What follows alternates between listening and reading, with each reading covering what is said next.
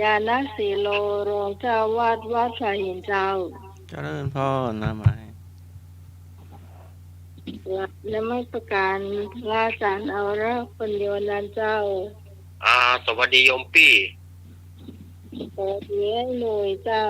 ครับสวัสดีครับผม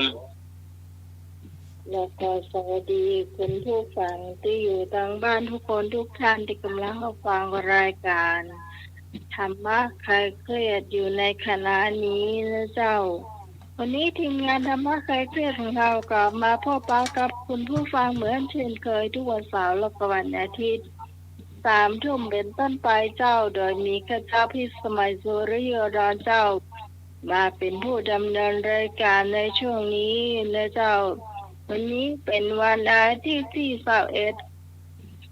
เดือนกรกฎาคมเป็นวันเข้าพรรษานะเจ้าของพระของเนนของพระกันเนาะของพระกันกันเนาะครับเราต้องเข้าโบสถ์เข้าอย่างสวยเนาะเข้าโบสถ์ตะวานี่วันนี้ก็มีอย่างนี้เข้าโบสถ์ก่อนอาจารย์สมัครเจ้าเข้ามาละเจ้าก็ช่วงนี้บ่มีฝนตกวันนี้บ่มีนะเจ้าฝนตกบ่มีแต่ว่ามีอยู่เนาะเจ้าช่วงนี้นิมนต์อาจารย์สมัครนะเจ้า10 นิ้วอัญชลีนบหาเจ้าแป๊บหนึ่งตุมาเตอร์ก่อนที่จะให้อาจารย์สมัครเลือกจะพบปะกับคุณผู้ฟังก็ขอให้คุณผู้ฟังเลือกเพลงกันเข้ามานะเจ้าวันนี้มีเพลงลุงขาดป้านะเจ้าของสิทธิพรสุนทรพจน์นะเจ้าแล้วก็เพลงรักษานครสวรรค์ลูกแพรไหมไทยนะเจ้า2 เพลงนี้นะเจ้าคุณผู้ฟังเลือกเอาคนเดียวเนื่องจะเอาเพลงหยังนะเพื่ออาจารย์จะเปิ้นจะต้องเอาไว้ให้ได้นะเจ้าตอนนี้นิมนต์อาจารย์สมัครเจ้า10 นิ้วอัญชลีวันทาธิวาสนอบน้อมก้มกราบแด่องค์สมเด็จพระสัมมาสัมพุทธเจ้าพระพุทธพระธรรมพระสงฆ์ตลอดถึงพระอรหันต์ผู้หมดกิเลส ขอนอบน้อมกับถวายความเคารพพระมหาเถรานุเถระมีหลวงพ่อพระครูสมวิศวัตหลวงพ่อเจ้าวาดวัดไฟหินหลวงพ่อผู้ในอาการสถานีวิทยุพุทธศาสนาแล้วก็นมัสการอาจารย์เอาละครับผมครับผมนมัสการครับครับผมเจริญพรโยมมิตรสมัยหัวหน้าธรรมะคลายเครียดจานมัสการเจ้าลุงหน่วยตัวนึงครับผมนมัสการครับนะครับแล้วเราท่านผู้ฟังทางบ้านทุกท่านนึงขอเจริญพรขอกราบนอบน้อมอย่างกุลพระติตรัยรัตนผ่านแพ้วพระเจ้าทั้ง3 ประการหมายมีพระพุทธพระธรรมพระสงฆ์อันเป็นสารณะที่เปิ่งของหมู่เฮาต่างหลายขอกราบไหว้สาบุญญาบารมีธรรมท่านอาจารย์ท่านพระครูสมุวิสุวัตวรกิจโจผู้อำนวยการสถานีวิทยุคลื่นพระพุทธศาสนาการศึกษาและวัฒนธรรม104.50ท่านเจ้าวาดวัดไผ่หินพร้อมไปด้วยพระสงฆ์องค์เนนทุกรูปทุกองค์ด้วยความเคารพอย่างสูงสุดยิ่งครับผมขอกราบนมัสการท่านอาจารย์กาสมัครญาณสีโลด้วยความเคารพครับผมครับผมแล้วก็สวัสดีโยมพี่สมัยผู้ดำเนินรายการนมัสการเจ้าแล้วก็สวัสดีลุงหนุ่ยเทรนเนอร์ครับผมนมัสการครับอาจารย์ครับ เจริญปอนคณะสัทธาญาติโยมศรัทธาสาธุชนคนดีเฮาทุกท่านวันนี้ก็มาแล้วเนอรายการธรรมะคลายเครียด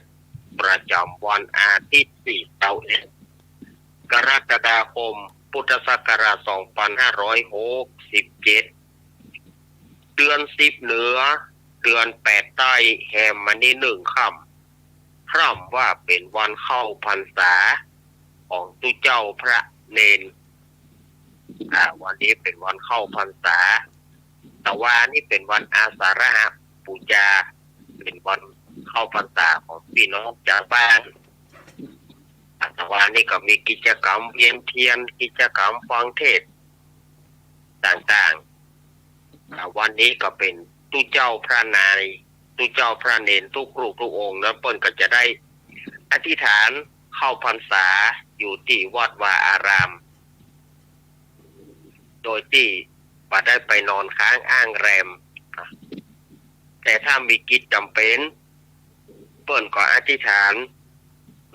เรียกว่าสักกรณี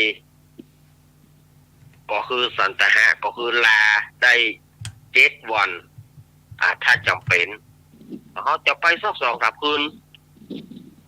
เขาก็ต้องลาใน7 วันนั้นนะเขาก็จงใจว่า7 วันนั้นเขาจะปิกมา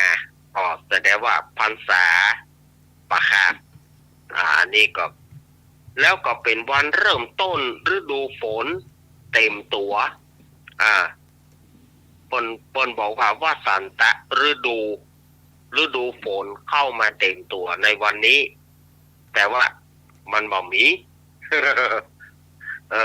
ปีนี้มันก็แปลกนะมันบ่มีฝนทางที่ฤดูฝนเข้ามาเต็มตัวแล้วแต่ว่ามันก็มีฝนเตือนนะศรัทธาญาติโยมสาธุชนต่างหลายก็เข้าพรรษาแล้วก็ศรัทธาญาติโยมก็จะได้มีกิจกรรมไปไหว้พระฟังธรรมถ้ามีโอกาสถ้าบ่มีโอกาสก็นั่งสมาธิอย่างที่บ้านชำระจิตชำระใจในช่วงพรรษา13 วันพระ13 วันศีล13 วันพระ13 วันศีลก็ได้ถ้าเป็นวันก็13 วันเนาะเอาละอาตมาก็คงจะบ่ได้อย่างนักเตื้อก็คือลุงหนุ่ยได้ทักทายคุณผู้ฟังก่อนเนาะครับผมขอบคุณครับครับขอกราบนอบน้อมพระเถรานุเถระทุกหลวงองค์อีกในนอที่เคารพครับขอครับไม่สาอาจารย์พระครูสมุทรวิศวะโยครับผมเมตตาเวลาธรรมะใครเกียรติครับผมครับไม่สาอาจารย์พระครูใบดิกาท่านมาครับผมลุงหนุ่ยครับไม่สาอาจารย์เขารักครับผมครับสวัสดีลุงหนุ่ยดีธรรมะใครเกียรติทุกท่านทุกคนครับผมครับนี่มาออกแล้วครับมาติดเนาะครับมีปีใหม่ร้องตั้งเพลงลุงขาดป้าแล้วก็รากสาวนครสวรรค์ครับลุงขาดป้ายนี่ก็ตัวเป็นตัวนครสวรรค์วะเนาะเมื่อลุงขาดป้าซ้อหาป้ามได้ก็พวกไปนครสวรรค์พุ่นเลยเจอแล้วครับ053-2260-589-053-810-4069เอาไปจะฟังเพลงอย่างวันนี้นะ053-226-058เนอลืมนะครับมาป่าเขาเลยปีหน้านะ12 มกราครับ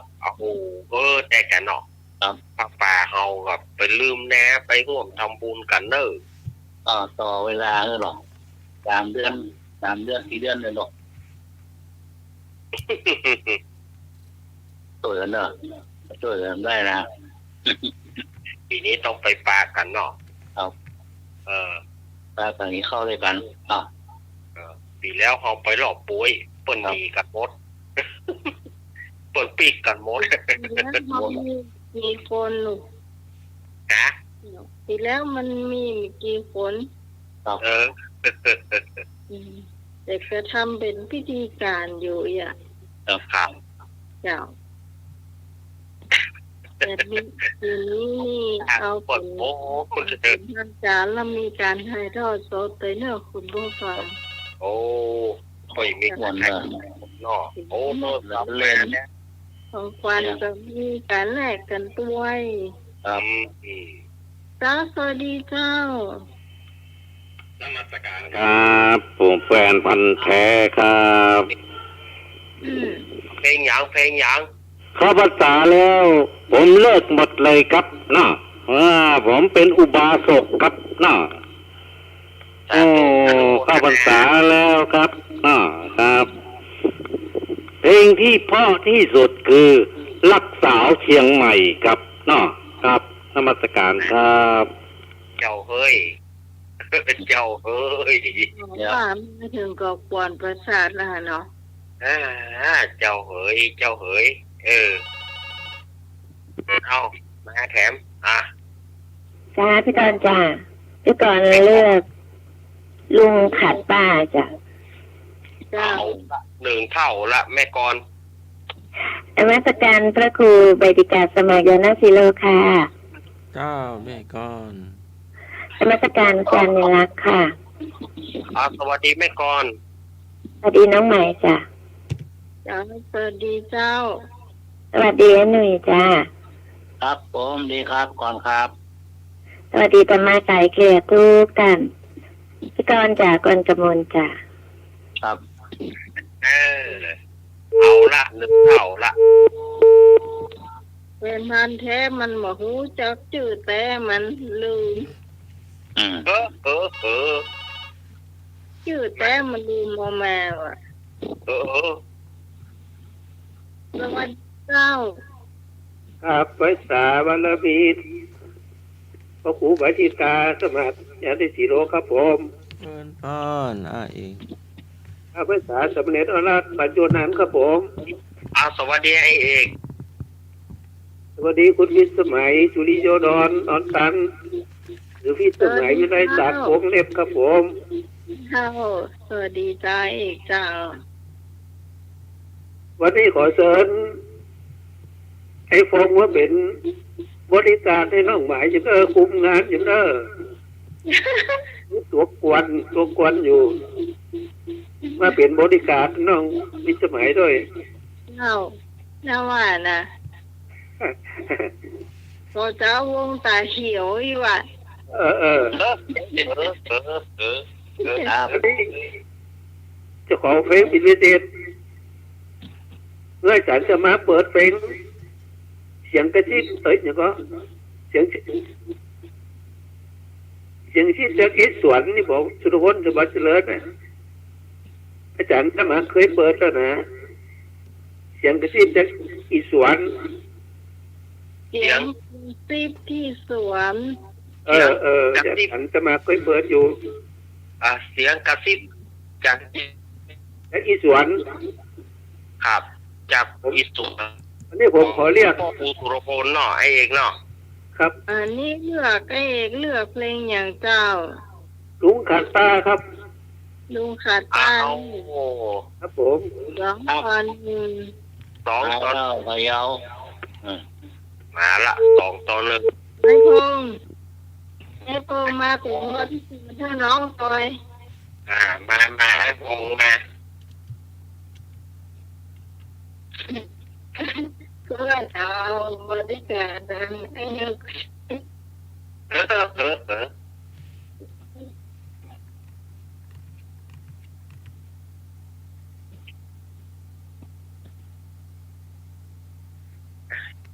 โทรเข้ามาได้ในเจ้า053-226-058-053-810-406 เจ้า 2 เบอร์นี่เนอะโทรมาเบอร์ได้ติดก็แจ้งมา เบอร์ไรติดกับเบอร์นั่นนะเนาะ ได้ติดก็เอาเบอร์นั้นเนาะ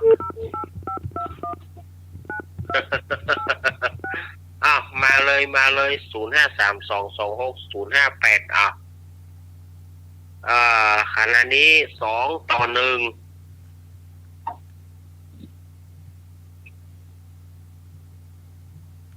เข้ามาได้เลยเจ้า แม่สุพิษก็ได้ แม่บูนไอพงษ์แม่พรป่าเศร้ายายพรร้องงัวแดง ยายพรเอราวัณ โอ้มีหลายพร ป่นยายพรจะได้ป่นจ่าปี่อ่ะ พี่พรเอราวัณ โอ้โหให้หน่อยนี่กระล้ำไป มานะครับโทษ เอาสายต่อไป ไม่พอนี่ว่ะเจ้าไอ้เนี่ย ครับ ไอ้เนี่ยมาเป็นบริการน้องก่อน ไอ้อันนี้เป็นบริการเตอร์คืออันพัน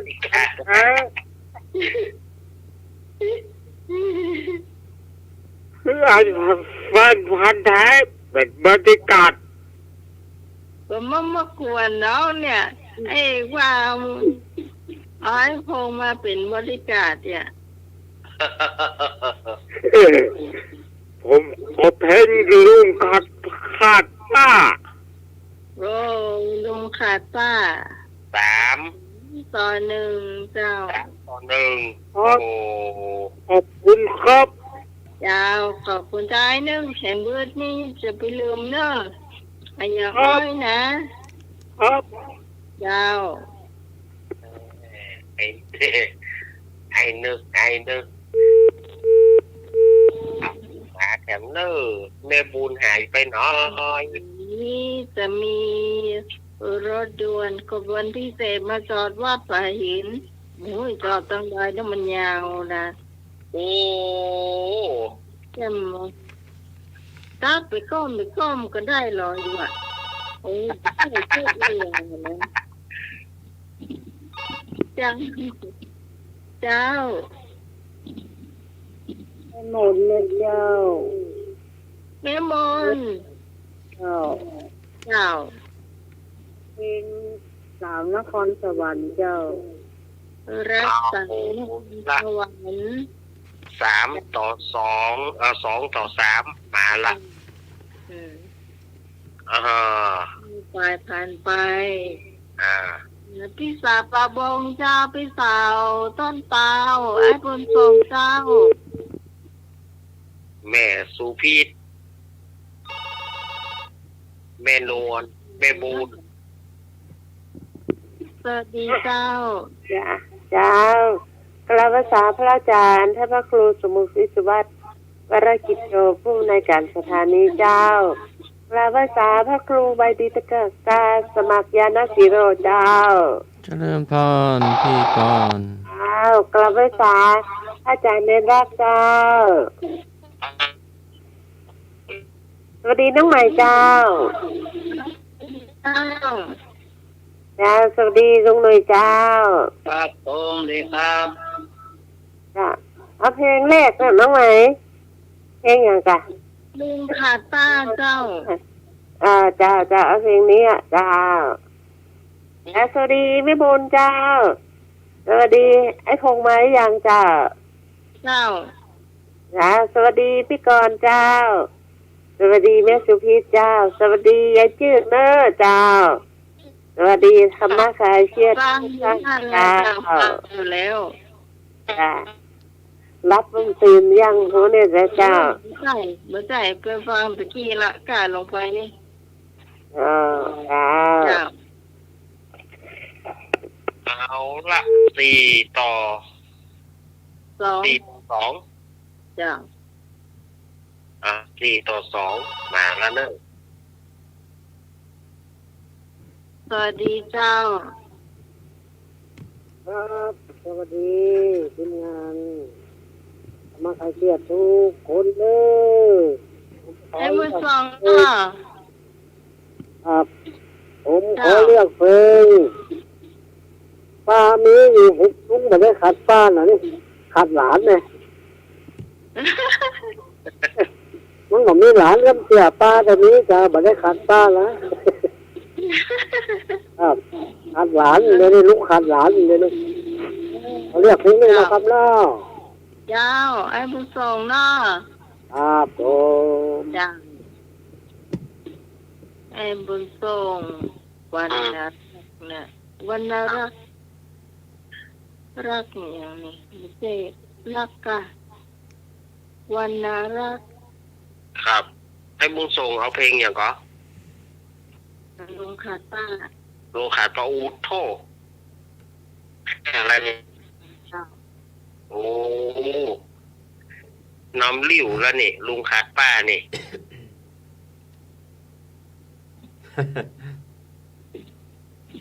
หัวยังวะหัวยัง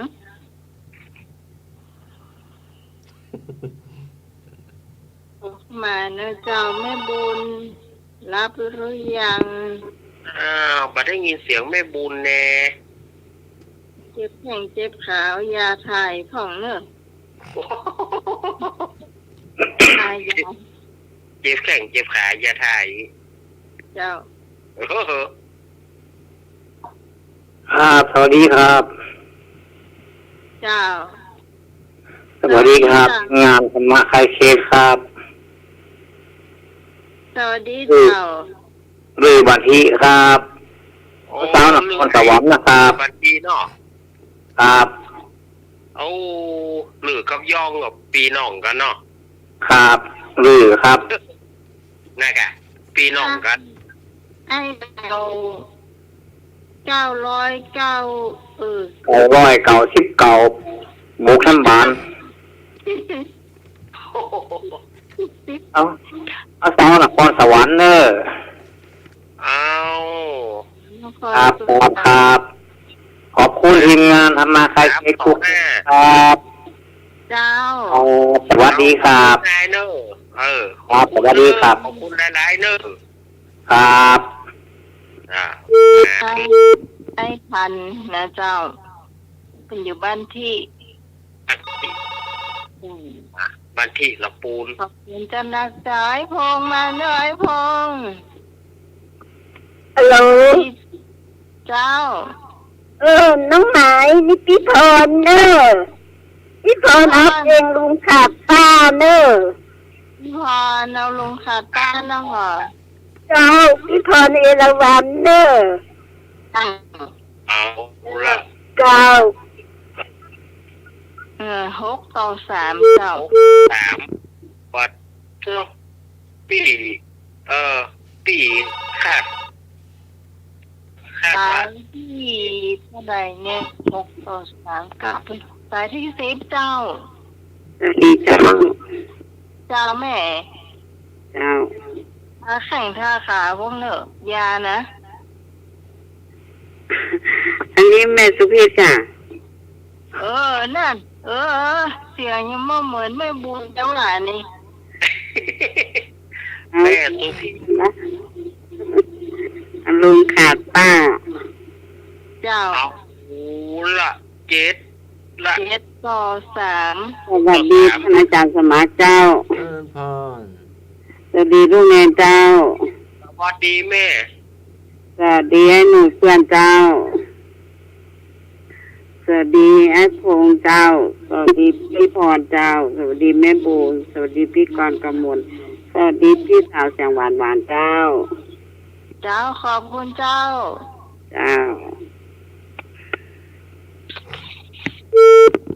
เจ้า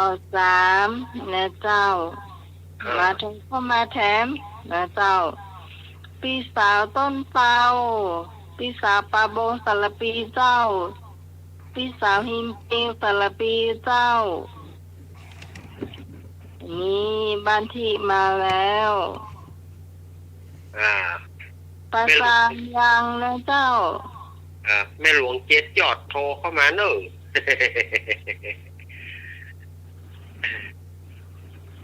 แม่หลวงบัวคำ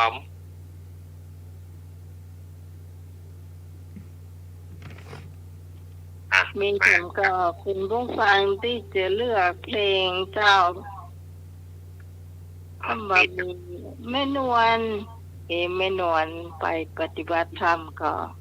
แม่นวลแม่สุกเกี้ยว แม่สุกเกี้ยวนี่ก็หายไปเมินแม่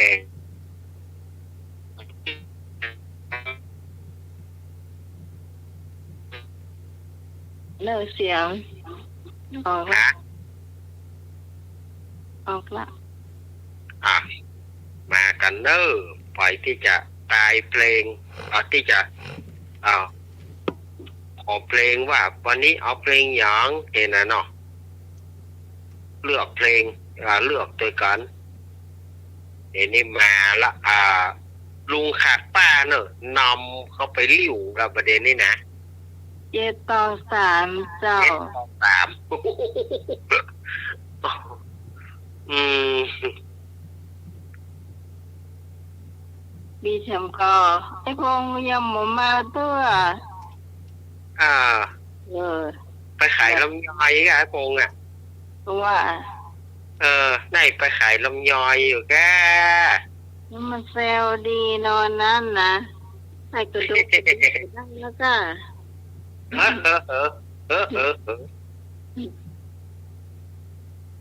ขายลำยอยก็ว่าขายผมม่วงโมเดอร์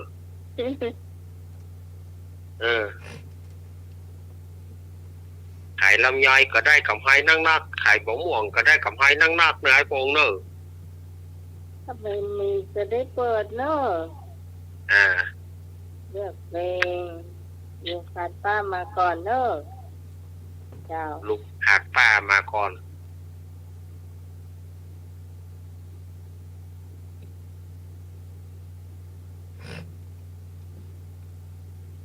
คะแนนนำลุงขาดป้า เอาบะหมี่แล้วแกฮะ น่าจะหมดแล้วเจ้า ถ้าจะหมดแล้วเนาะอืม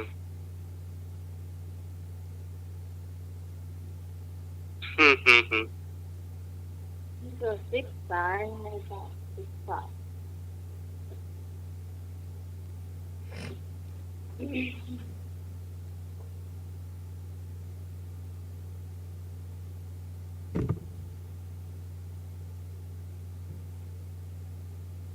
ใครเป็นคนเปิด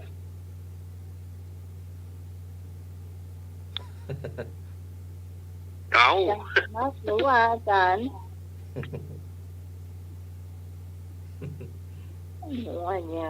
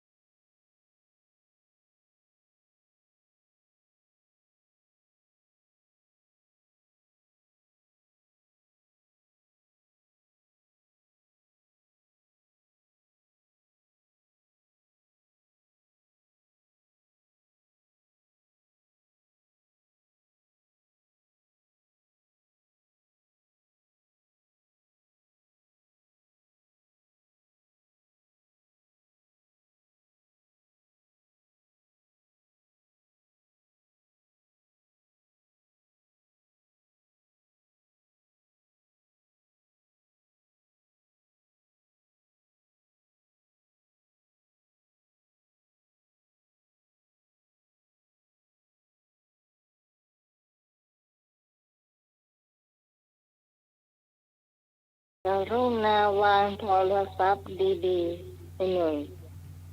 เฮ็ดหน้าโจโล มาแจ้ง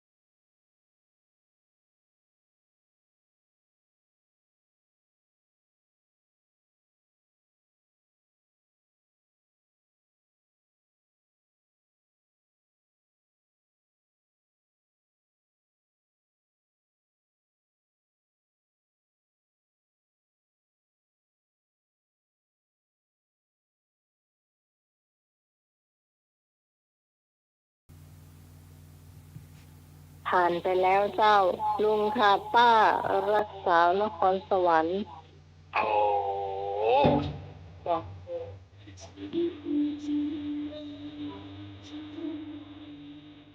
อันนี้คือของแล้วเจ้า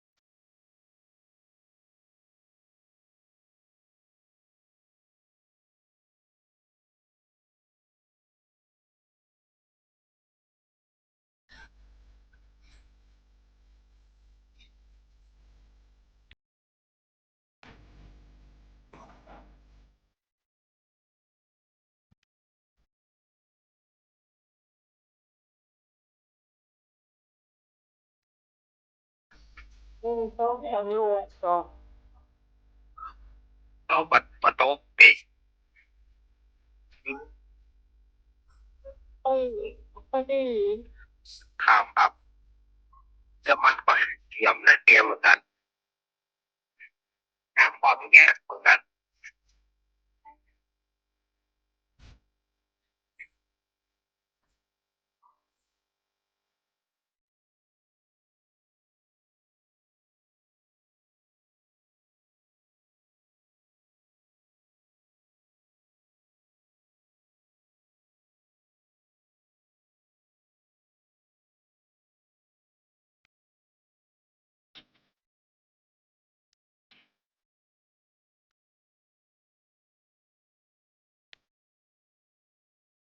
โ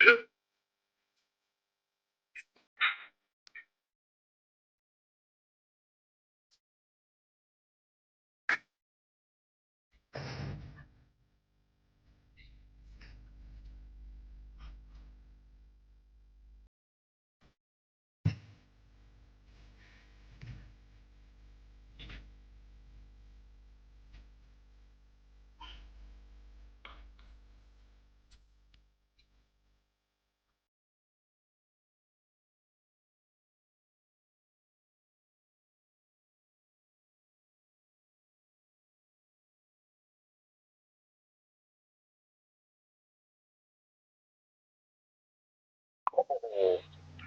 เออเพลงนี้พ่อครูถือว่าจังหวะจาโคนได้ดีมากเนอะพ่อครูเนอะ เพลงลิเก ลิเกพ่อครูสุรพลสมบัติเจริญ นี่ก็เดือนหน้าจะครบรอบ56 ปีละ เดือนหน้าวันที่16 เดือนหน้า จะครบรอบ56 ปีในการเสียชีวิตของพ่อครู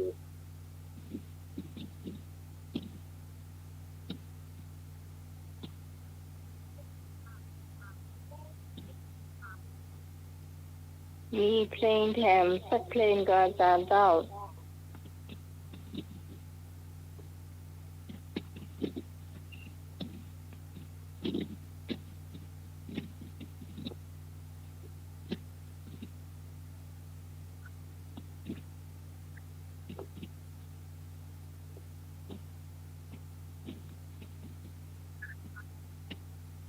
อยากสมัครก็ได้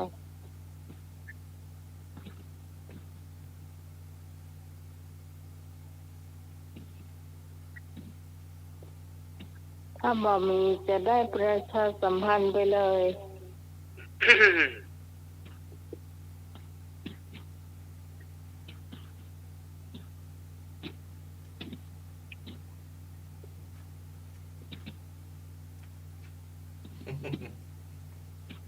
โอ้ได้นี่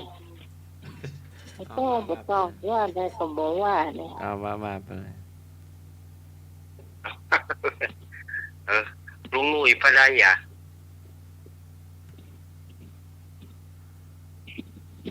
เกิดต้องมีจะว่างสายตอนก็ได้ เพราะว่าช่วงตอบปัญหาท้ายปัญหาเนาะ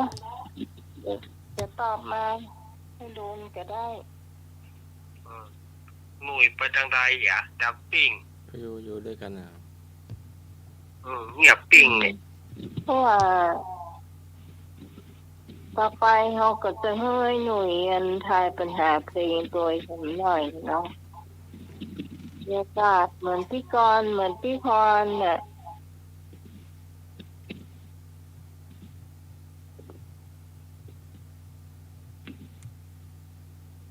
ไปอยู่ในสายแต่ก็มีโอกาสได้ทายเจ้า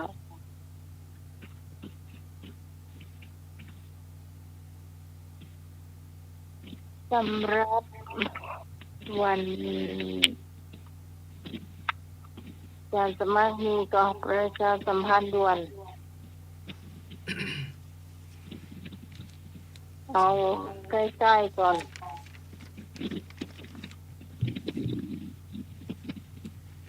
ครับกันนะ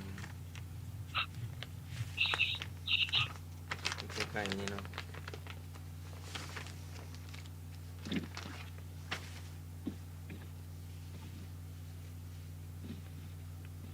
ก็วันที่23 กรกฎาคมวันอังคารเนาะ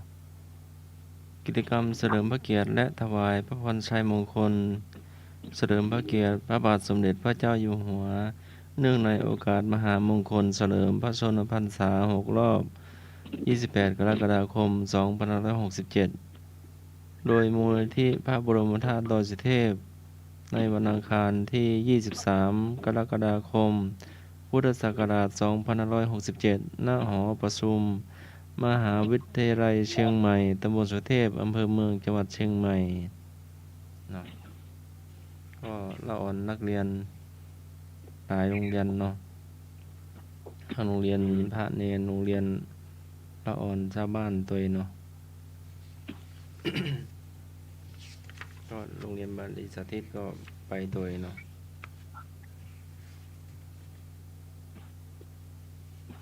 ก็มีโรงเรียน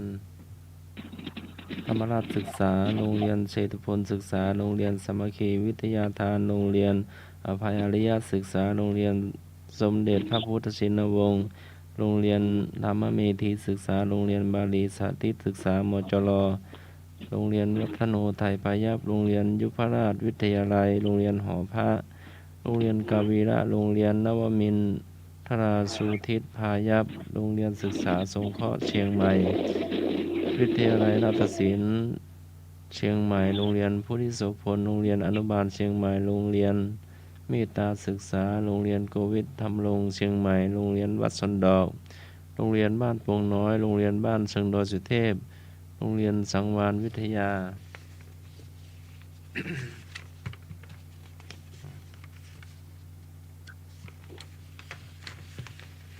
โรงเรียนเจ้าพ่อหลวงอุปถัมภ์โรงเรียนศรีเนรูโรงเรียนวัดวังสิงคำเนาะ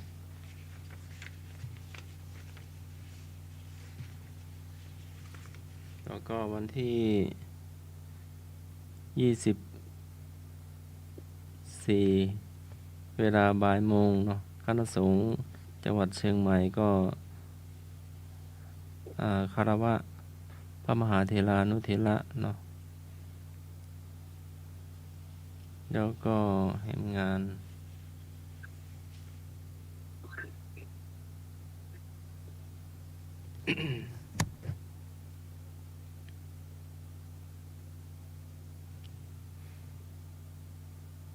วันที่24เนาะคณะสงฆ์อำเภอเมืองก็จะเป็นเจ้าภาพบำเพ็ญกุศลเนาะหลวงพ่อพาดลูกวัดหลวงพ่อวัดพันตองเนาะเวลาตั้งแต่1 ทุ่มเป็นต้นไปเนาะแล้วก็เห็นงาน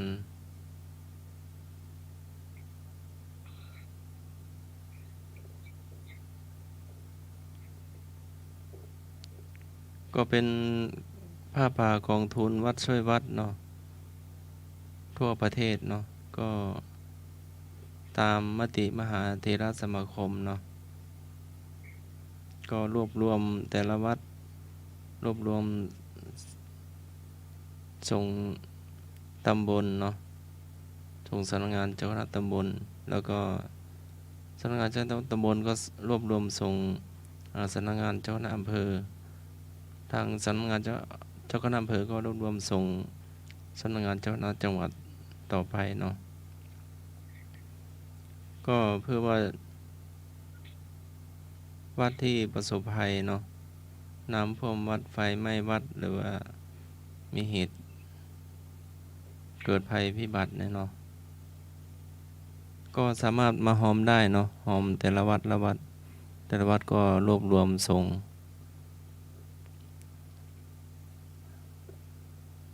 ตามลำดับ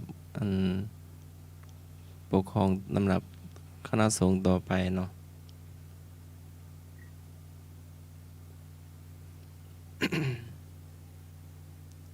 แล้วก็รถด่วนกลุ่มสาวก็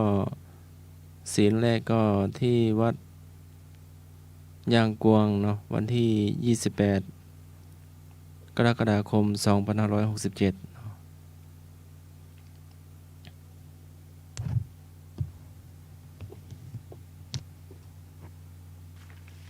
อย่างรถด่วนเหรอ รถด่วนขบวนพิเศษศีลแรกเนาะ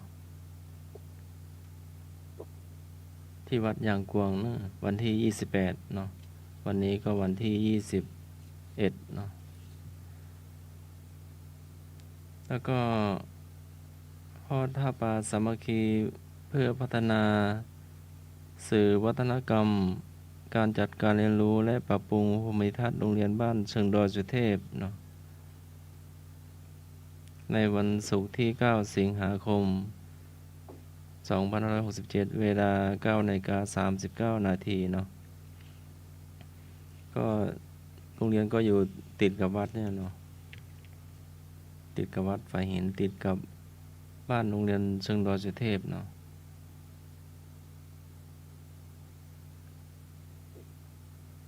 ก็เป็นบวรเนาะวัดบ้านโรงเรียนก็ตอนวัดมีงานก็โรงเรียนก็มาช่วยเนาะก็ช่วยกันไปก็ประชาสัมพันธ์ก็เท่าที่จำได้ประมาณนี้เนาะ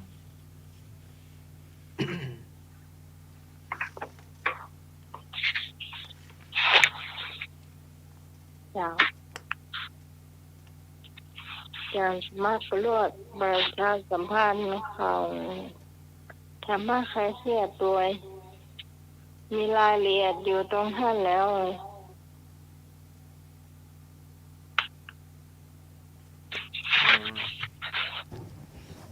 เราก็ดูย้อนหลังก่อนเนาะในการทอดป่าธรรมะคลายเครียดของเราเนาะ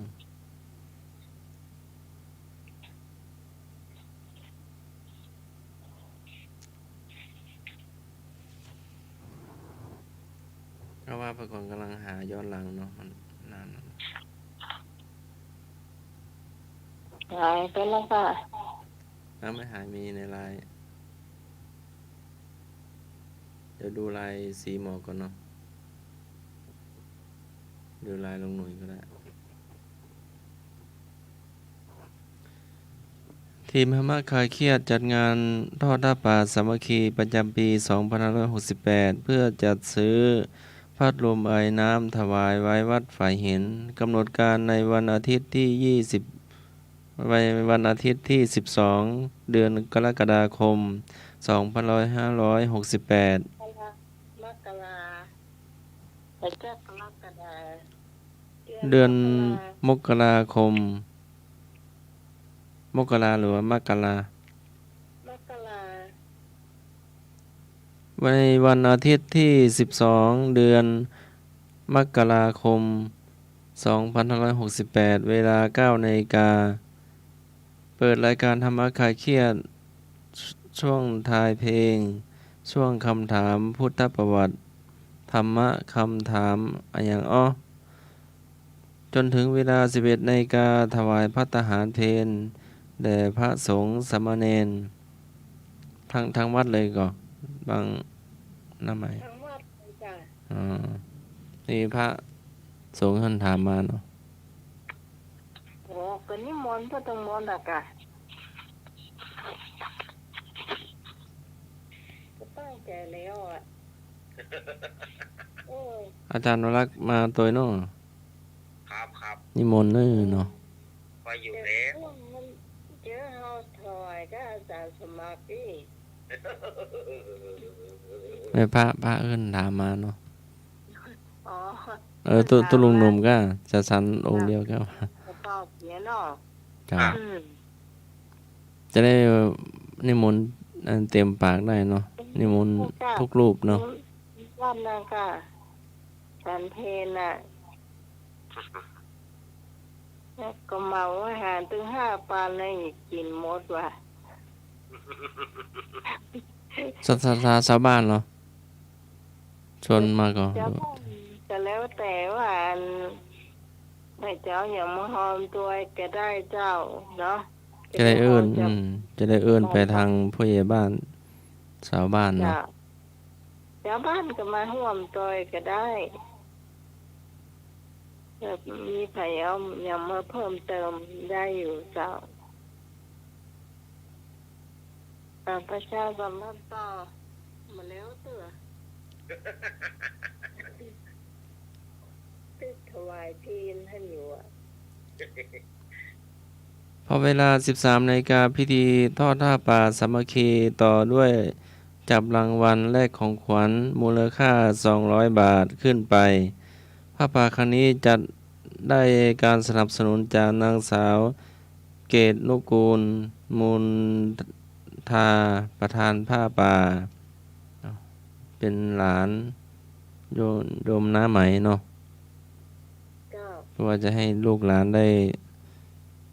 สร้างบารมีสร้างเขาเรียกว่าอะไรนะ ไปหมดเจ้าน้อยก็ไป ทั้งครอบครัวเนาะทั้งโยมพ่อโยมแม่ แม่ก็ไป พี่ป้าน้าอาลูกหลาน น้องกวางก็ไป เจ้า ก็เป็นเจ้าภาพหลักเนาะ เจ้า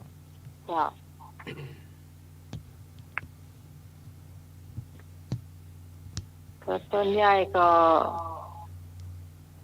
ทีมงานธรรมะเพื่อนเราก็ต้องหาอาหารประเดี๋ยวนี้ก็พูดว่า อาหารก็น่าจะพออยู่เพราะแกบอกกำชับเอาไว้ให้ไหมจัดการเรื่องอาหารก็แล้วกันเนี่ยเจ้า ถ้วยซ้อนเนี่ยถ้วยวัดนี่เนาะ ช่วยวัดนะกะวัดสายหินนะกะ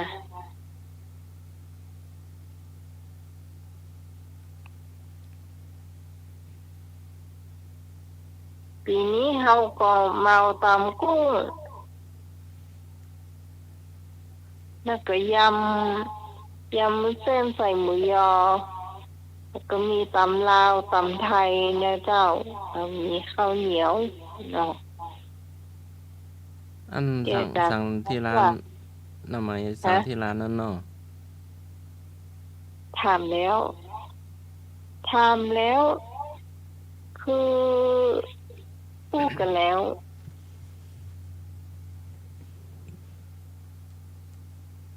แต่ยังไม่แน่เต๋อเพิ่มเติมตำกุ้งก็ได้ เพราะว่าเดี๋ยวนี้ที่มาจำหรือจะมาจำนะตอนที่อยู่กันกับเพื่อนเนี่ย คือเรื่องฉันเพลของพระเนี่ยถูกมันกุ้มแน่นอนอยู่ละให้อาจจะเพิ่มเติมกับชาวบ้านเนาะ นมัสการครับผมพร้อมแล้วครับ ที่จะไปร่วมงานตัวครับน้าโอ้ไปเมื่อใดก็ได้เนาะครับนมัสการครับ ว่าแล้วเขาว่าจะปีมาเลี่ยม อาจารย์นรักษ์นี่ให้อาสมัครไปรับเนาะหรือว่าจะได้ ถ้าอย่างไงผม ไปห้าประจานในล่างละไผ่ไหมครับพี่ ก็แบ่งๆกันไปอ่ะ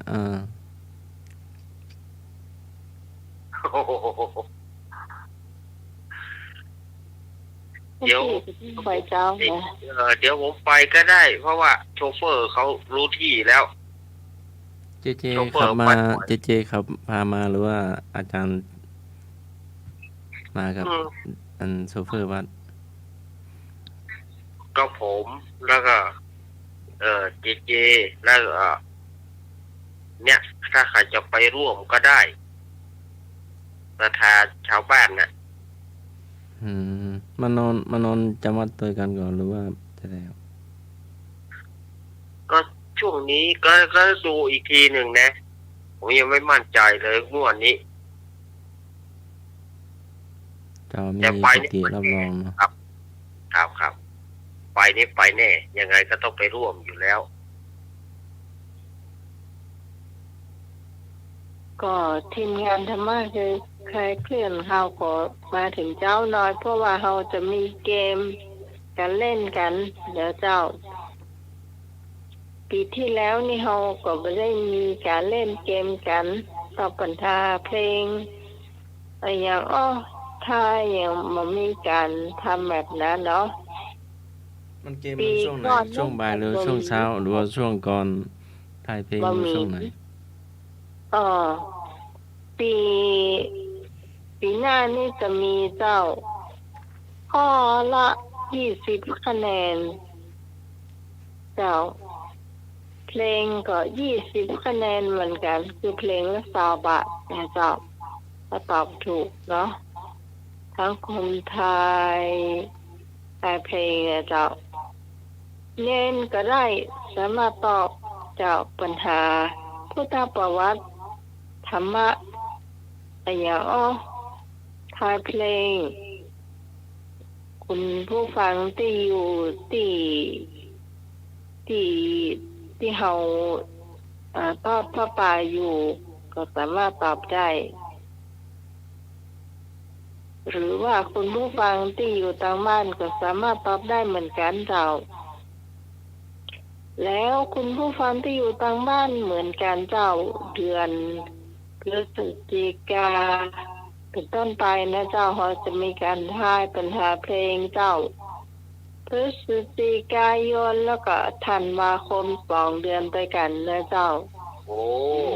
เจ้าภาพหลักละ2 ท่านด้วยกันที่ร่วมมือกันคือพี่กรณ์กมลแล้วก็ไอ้หนุ่ยนะเจ้าอันนี้เป็นเจ้าภาพหลักเนอะ2 ท่านนี้ร่วมมือกันเจ้า แล้วส่วนข้าเต้านี่จะเป็นเจ้าภาพที่จะ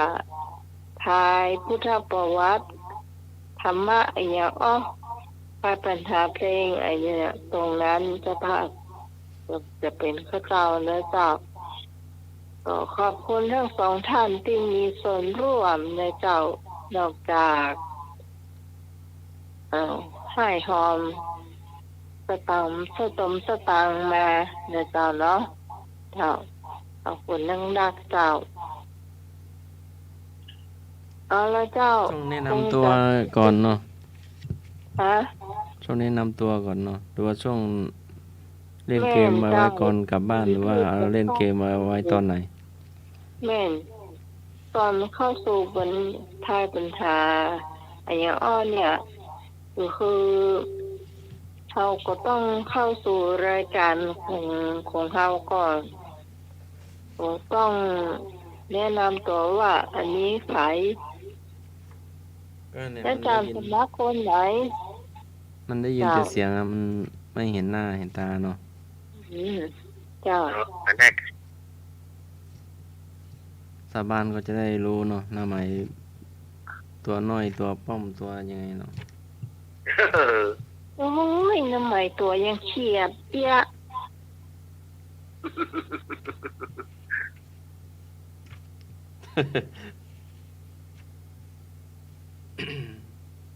เจ้า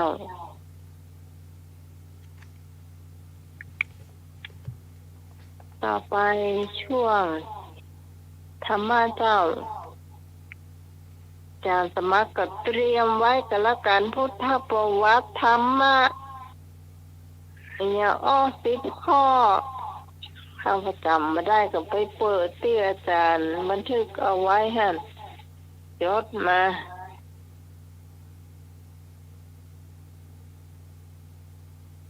ส่วนเพลงนี่น้ำหมายจะเป็นคนนึกละก่อนเฮือนดูตะวันเปิ่นเป็นคนพิมพ์ขึ้นมา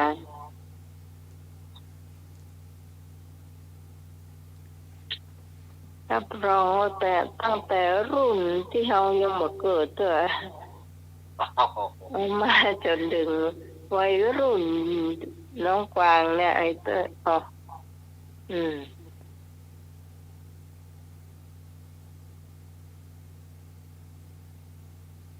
รุ่นปู่ย่าตายายจะ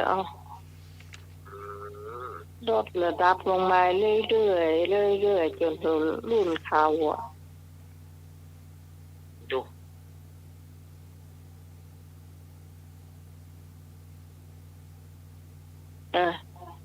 ต่อไปธรรมะเจ้าผู้จะลิงรับลมโหเดยวนี้ พิจารณาร่างกายให้เห็นว่าไม่สวยไม่งามเป็นการเจริญกรรมฐานใดก็กายาคตาสติ ขอเมตตาขอพุทธานุสติงกสินการพิจารณาร่างกายให้เห็นว่าไม่สวยไม่งามเป็นการเจริญกรรมฐานใดก็กายคตาสติขอเมตตาขอพุทธานุสติงกสิน เอาละ อันนี้ นี่คำถามคำตอบ เจ้า ข้อเดียว ข้อ กัน ตับกอไก่เจ้ากายานุปัสสติแล้วเจ้า เจ้าอันนี้เราฟังคำถามและคำตอบมันอยู่ในตัว ไหนห้านะ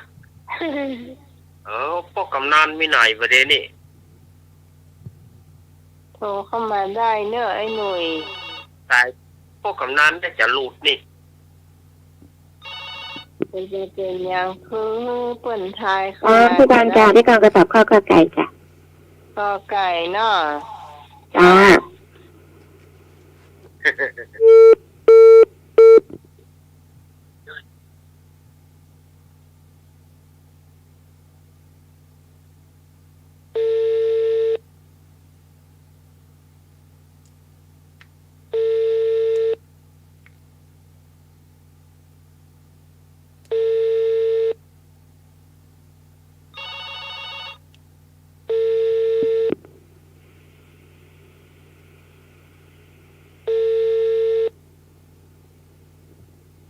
ฮัลโหล นมัสการครับคำตอบสุดท้ายคือกายยาครับนอกอไก่ครับนอครับ เป็นคำตอบสุดท้ายครับนมัสการครับ นะ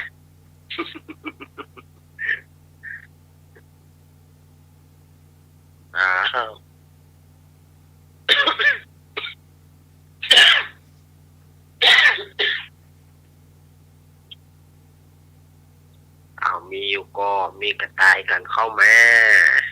ตอบกันเข้ามา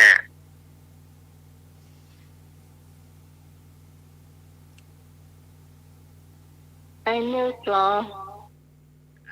มาผู้ช่วยมา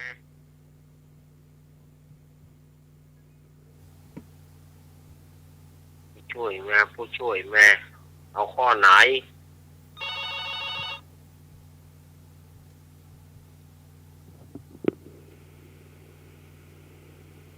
เจ้า เจ้าดิเจ้าไหม ไม่นวล เจ้าบริษัทท่านสมมาพระอาจารย์แล้วก็พระอาจารย์ในรักกันนะเจ้า สวัสดีแม่นวล เจ้าสาธุเจ้าสวัสดีพี่กรณ์พี่พรเป็นนะเจ้าแม่บุญโตยธรรมะใครเครียดทุกคนเลยเนาะแม่นวลเอาข้อกอไก่นะเจ้า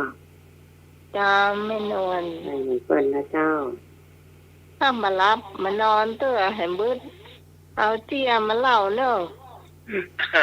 ที่หลับไปแล้วตื่นแล้วล่ะน้องหมาย โอ้โอ้ยเราไปเดินตื่นเลย จ้า จ้า จะต้องตื่นทายปัญหาพอดีอ่ะ โอ้ เอาไว้ เจ้า ครับ 4 โมงไปแล้ว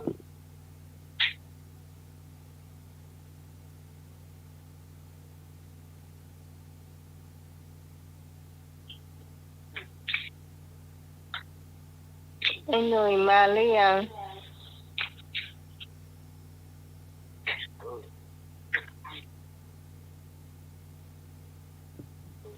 แกยังไม่ว่างรับสายนะ อ๋อมาเป็นยัง เอาแม่แถม แม่เอาข้อกอไก่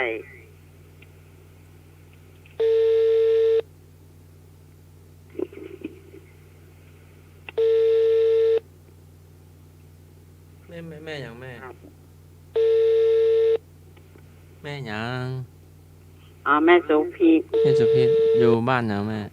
เอากอไก่ บ้านอยู่ไหน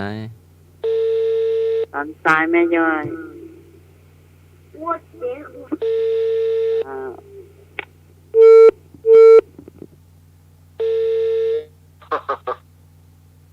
มาต้องตัวหน้าเพราะว่าเดี๋ยวเพิ่นตึงโชว์เบอร์มา มีอยู่ก็ มันไม่ได้ยินคนที่โทรเข้ามาแต่จะไม่โทรไปมันเสียงเงียบหมดเลยอ่ะ สวัสดีครับ จอยนึก ผมหมอโคกกอไก่ครับ ก็ไก่หน่อย ครับ มาเนาะไอ้หนึ่ง ครับ มาเนาะมาวัดไฟหิน เออ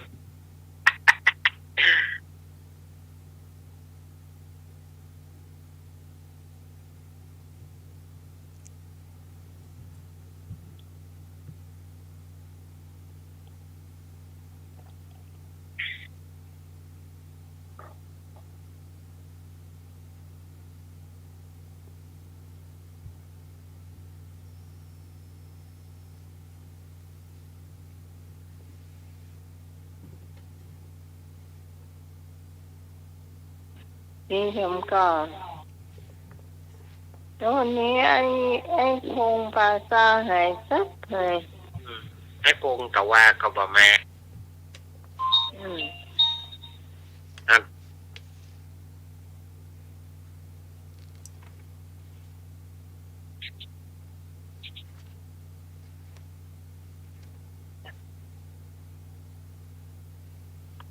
เฉลยเจ้า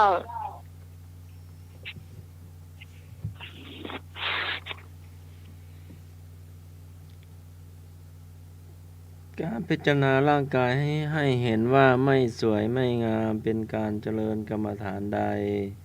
ตอบกายาคตาสติ การพิจารณาร่างกาย ว่าเป็นของไม่สวยไม่งาม ก็กอไก่ แน่นกำเลี้ยวอ่ะ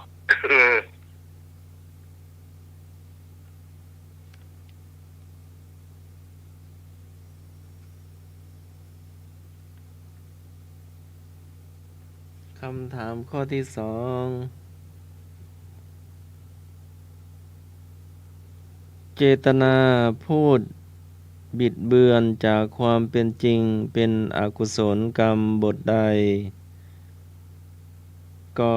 อภิชฌาขอพยาบาทคอมุสาวาทงอปานาติบาตมีเจตนาพูดบิดเบือนจากความเป็นจริงเป็นกุศลกรรมบทใดกอภิชฌาขอพยาบาทคอมุสาวาทงอปานาติบาต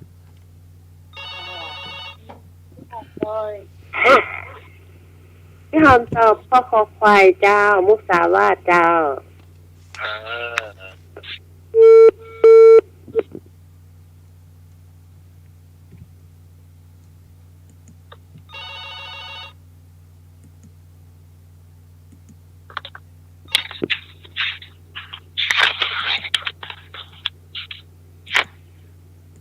จำหมายเลย เจ้า มันนอนก็เอาคอควายเลยจ้า เจ้า หาเงินจ้า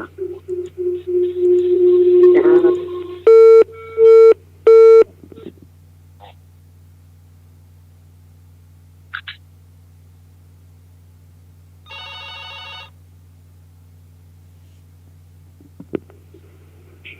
เจ้า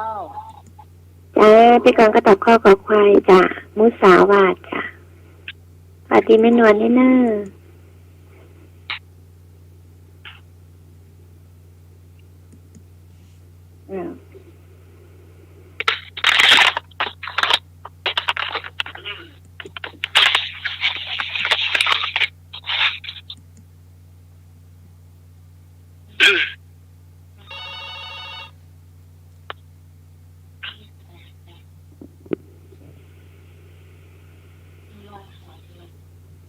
ฮัลโหล นมัสการครับคำตอบสุดท้ายคือ มุสาวาทาเวระมณีสิกขาปะตังสัมมาติยามิครับนมัสการครับ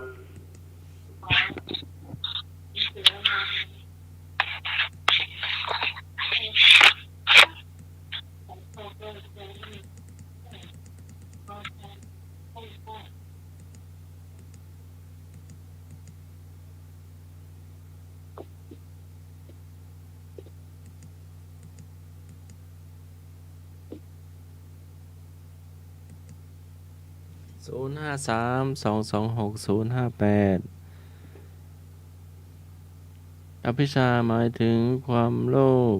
พยาบาทความปองร้ายมุสาวาทการพูดเท็จพูดปดพูดโกหกคำพูดที่ไม่จริง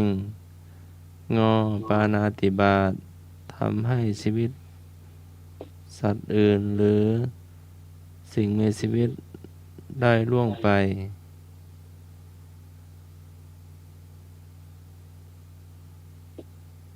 ถามว่าเจตนาพูดบิดเบือนจากความเป็นจริงเป็นอกุศลกรรมบทใด ก่ออภิชฌาความโลภขอพยาบาทปองร้ายมุสาวาทพูดเท็จพูดปดพูดโกหกพูดที่ไม่เป็นจริงงอปาณาติบาตทำให้ชีวิตผู้อื่นหรือสัตว์อื่นได้ ข้องอก็ผิดข้อกอก็ผิดข้อขอก็ผิดข้อขอถูกต้อง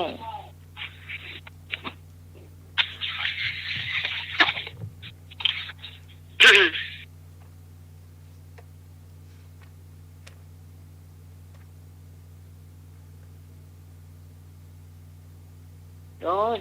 จากสมัครได้เฉลยเตื้อ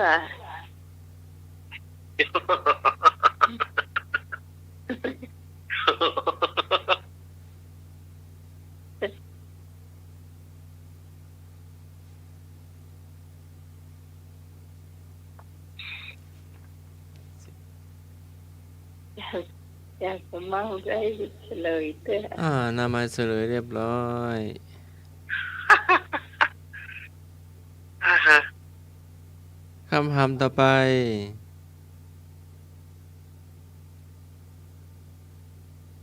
อิมัตสมิงอาวาเสอิมังเตมาสังวัสสังอุเปมิอธิฐามิ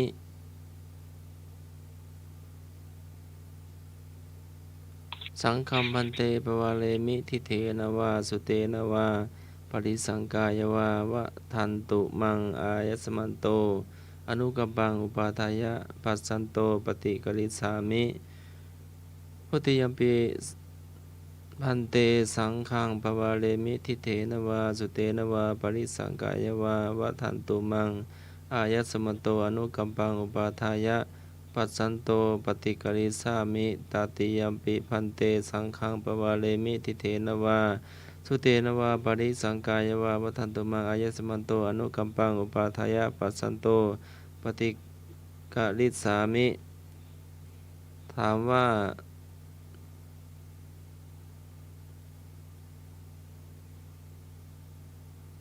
คำใดที่เป็นคำเข้าพรรษา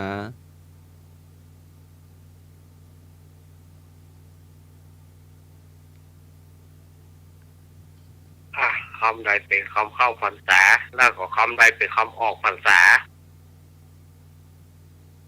ที่อาจารย์ธรรมะถามมานี่นะมี2 อันหรอกยากไปก่อนหรือว่าเป็นเรื่องตัวเจ้าเปิงอะเปิงแต่ว่าเนาะแต่ว่าพ่อเต้ทำอันนี้ส่งเข้าภาษาอาจารย์ว่าหัดว่าอาจารย์พระครูอาจารย์กิจานุรักษ์ต้องมาว่าอันนี้ส่งว่าให้หัวกันตามสถาน เฮ็ดอันนี้ส่งเอาพรรษากันนะคนที่เตะนี่คือพระครูวินัยทรนันทวัฒน์เตะดีเด้อวะทอพลังเสียงนี่สุดยอดอะโอ้โหคนหนุ่มอะเสียงดี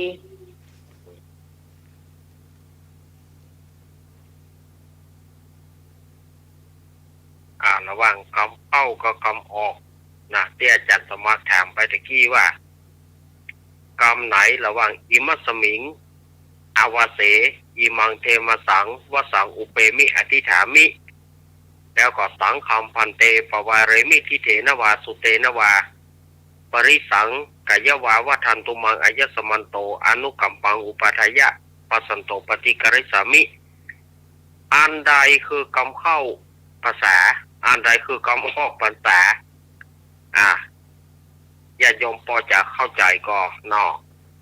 ป้อน้อยป้อแหนนตอบมาก็ได้เนอะป้อน้อยตอบมาก็ได้ก็พี่นาสมบูรณ์ตอบก็ได้เนอะเอามาเลยป้อแหนนมาเลยป้อน้อยอยู่ตลอดอะเมื่อไหร่ตักเขาก็ฟังอยู่นั่นน่ะฟังอยู่โทรมาพ่องแกโทรมาพ่องแกถ้ายากก็เปลี่ยนปรับคำถามเนาะ กอไก่เป็นพระสงฆ์กล่าว ขอไข่เป็นพ่ออาจารย์วัดกล่าว อ่ะ ถ้าอยาก อันนี้อีกคงจะพอดีเนาะ อันนี้ไถง่ายเข้าเนาะ ให้ง่ายเข้านะไทยพระเอาฮอดเข้าหน่อยหรอก หน่อยจ้ะ ฮอด ต เข้า อบมาได้เลยเจ้า โอ้โอ้มีสักสาย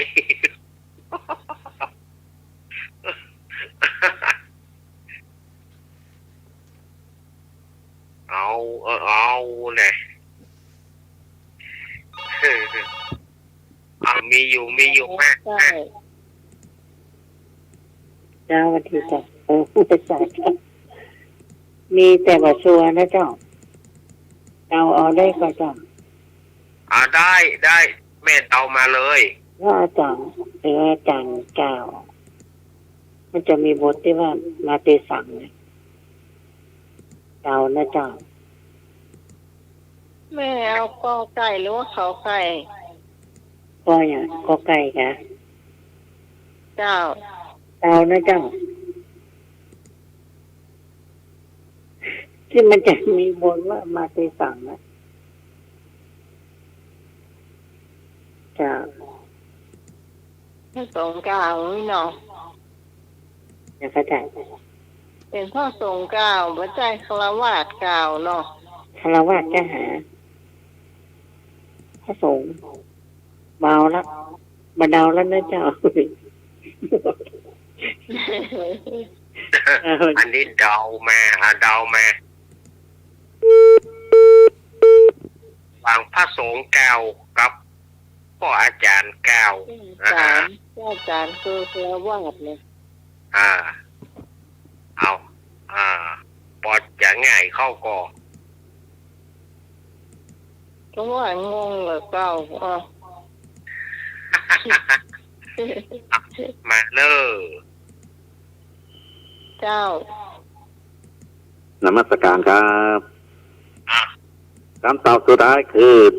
ตู้เจ้าครับตู้เจ้าครับ นมัสการครับนมัส แน่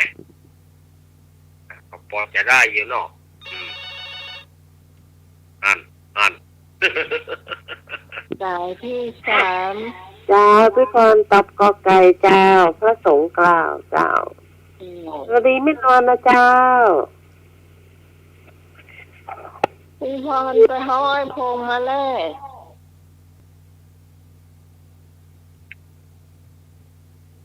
พี่พรเหมือนลูกมันยังไปห้องเลย เนี่ยไข่ลำยอยอยู่กับหมูนี่ หล่อนลำยอย พี่เจ้า หล่อนลำยอยกับหมูนี่ เจ้า แม่มนนะเจ้า แม่มน ข้าวกอไก่เจ้า ไก่น้องโอ้ยินดีแม่มนมารับมานอนเตื้อเจ้า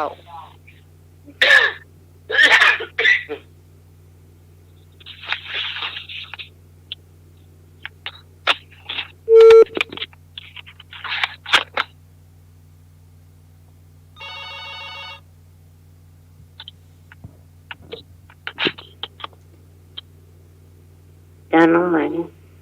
เจ้า ปิ๊กมาแล้วเจ้า เพราะว่ามีคนเต้าสวยละเพิ่มความมั่นใจมาแหมน้อยละ เจ้า คนเจ้าเจ้าวันที่เจ้า ให้พงบอกแม่ให้เจ้ายาธาตุน้ำแดงให้พงหมดใจนะ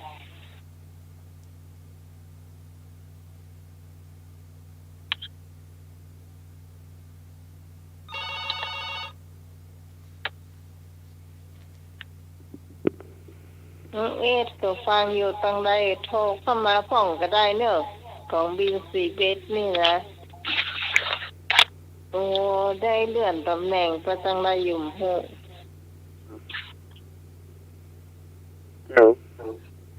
เจ้า เอากอไก่ตุ๊กเปิ้ลนะเจ้า เป็นสุพิษ เจ้า ไปตามเพื่อนมากะไอ้แซ่บอ่ะ อ้าว มันไปไหนหรอ จะนั่นกันไปตามเพื่อนมาเลย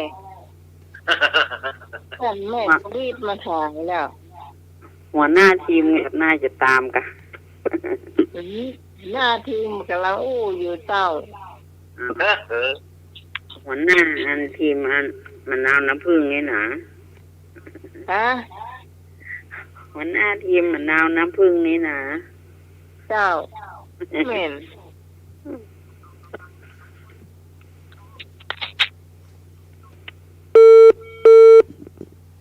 ที่เฮามาบ่ตัวเฮาก็บ่อู้กันเนาะบ่ได้อู้กันแต่สมัครไปตัวเสียงก็บ่อากาศเหมาะอย่าง อืม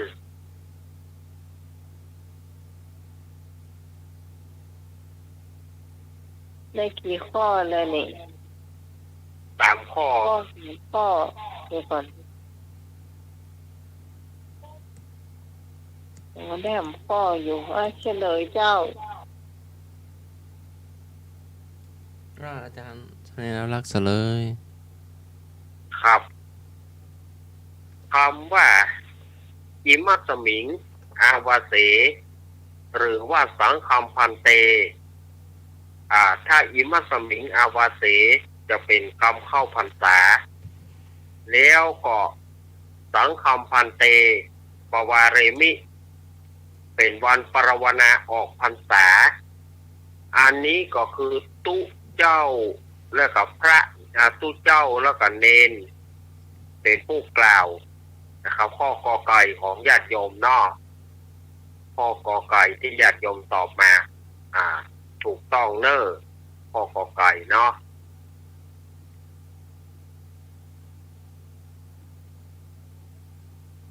ข้อต่อไป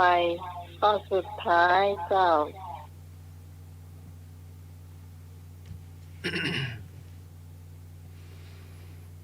วิรูปะเคหิเมเมตังเมตังเอลาปะเทหิเมสัพพยาบุเต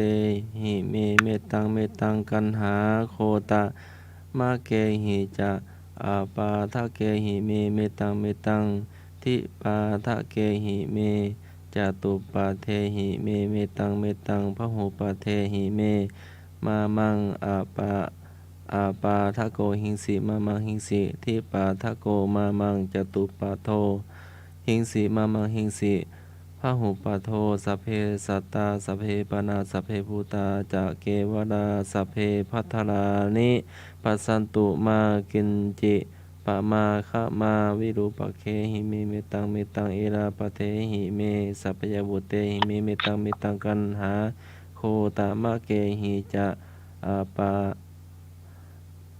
าทะเกหิเมเมตังเมตังทิปะทะเกหิเมจตุปะเทหิเมเมตังเมตังพหุปะเทหิเมมามังอาปาทะโกหิงสิมามังหิงสิทิปาทะโกมามังจตุปะโทหิงสิมามังหิงสิพหุปะโทสัพเพสัตตาสัพเพปนาสัพเพภูตาจะเกวลาสัพเพพัทธานิปัสสันตุมากินจิปาปะมาขมาอัปมาโนพุทโธอัปมาโนธัมโมอัปมาโนสังโฆปะมานาวันตานิสิริงสปานิอหิวิสิกาสัตตาปาทีอุณนาทีสารภูมูสิกากตาเมลคากตาเมปริตาปฏิกรรมันตุภูตานิโสหานโมภะคะวะโตนะโมสัตตานังสัมมาสัมพุทธานังถามว่าเป็นคาถาอะไร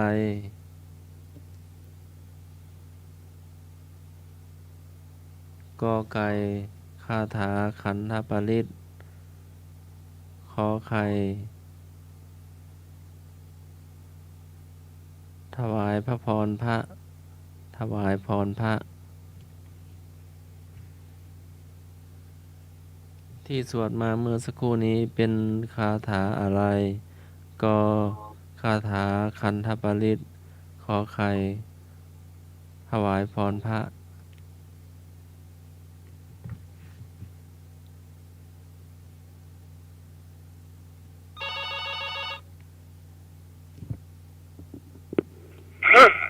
เจ้าพี่พรตอบพ่อกอไก่เจ้าพระคัด คาถาขันธปริตเจ้า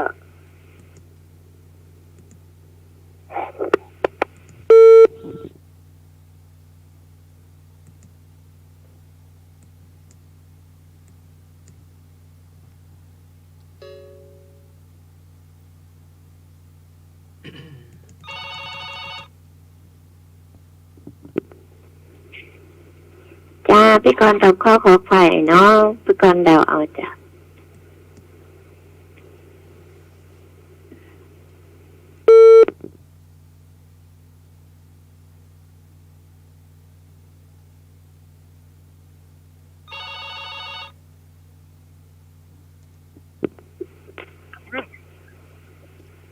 นนมนต์นะเจ้า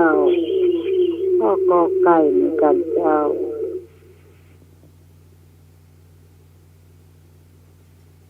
เจ้าแม่มน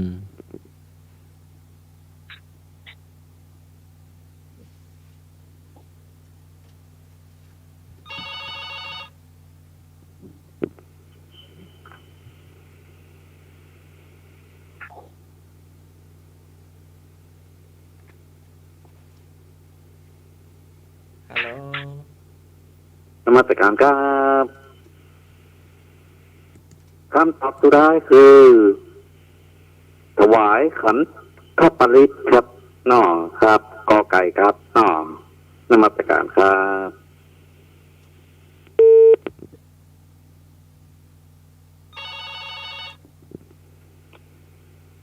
โลครับปริตครับกอไก่ครับ กอไก่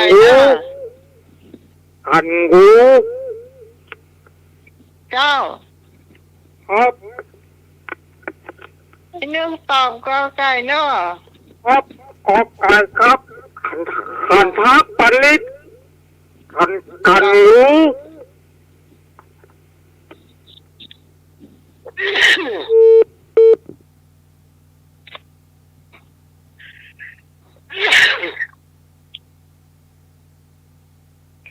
มีเข็มกอบคุณผู้ฟังที่จะตอบเจ้า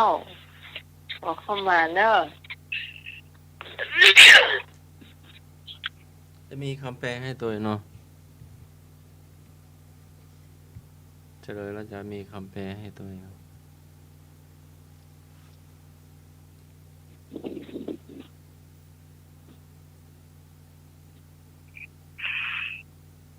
หนัดบาลียังยาวไม่มีแปะไม่ยาวเท่าไหร่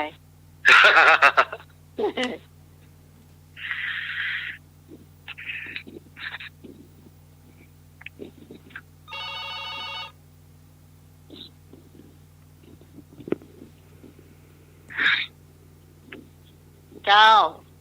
เอากอไก่เหมือนเปิ้ลนะจ๊ะ กอไก่เหมือนเปิ้ล จ้า แม่ ฮะ แม่สุพิษ แม่สุพี่เจ้า เจ้า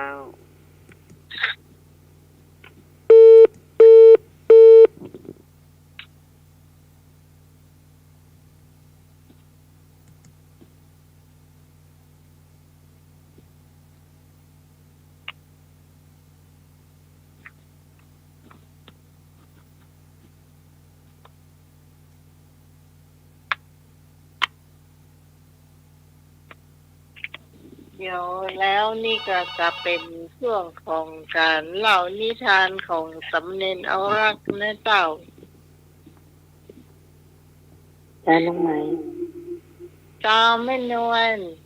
จ้ามันนอนจะเอาแต่เปิ้ลนะ แต่เปิ้ลเนาะ จ้า จะไม่ได้เต่าดีเนาะ จ้าอันนี้มันได้เต้าเนาะ เจ้า จ้าสวัสดีจ้า เจ้า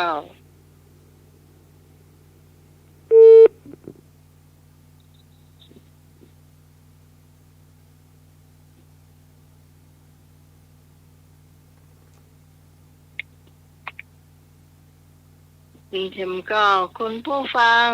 ที่จะตอบ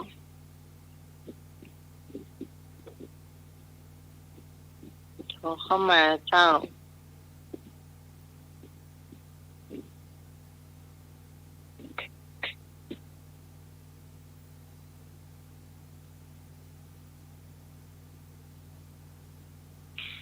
พอมีจะได้เฉลยนะเจ้า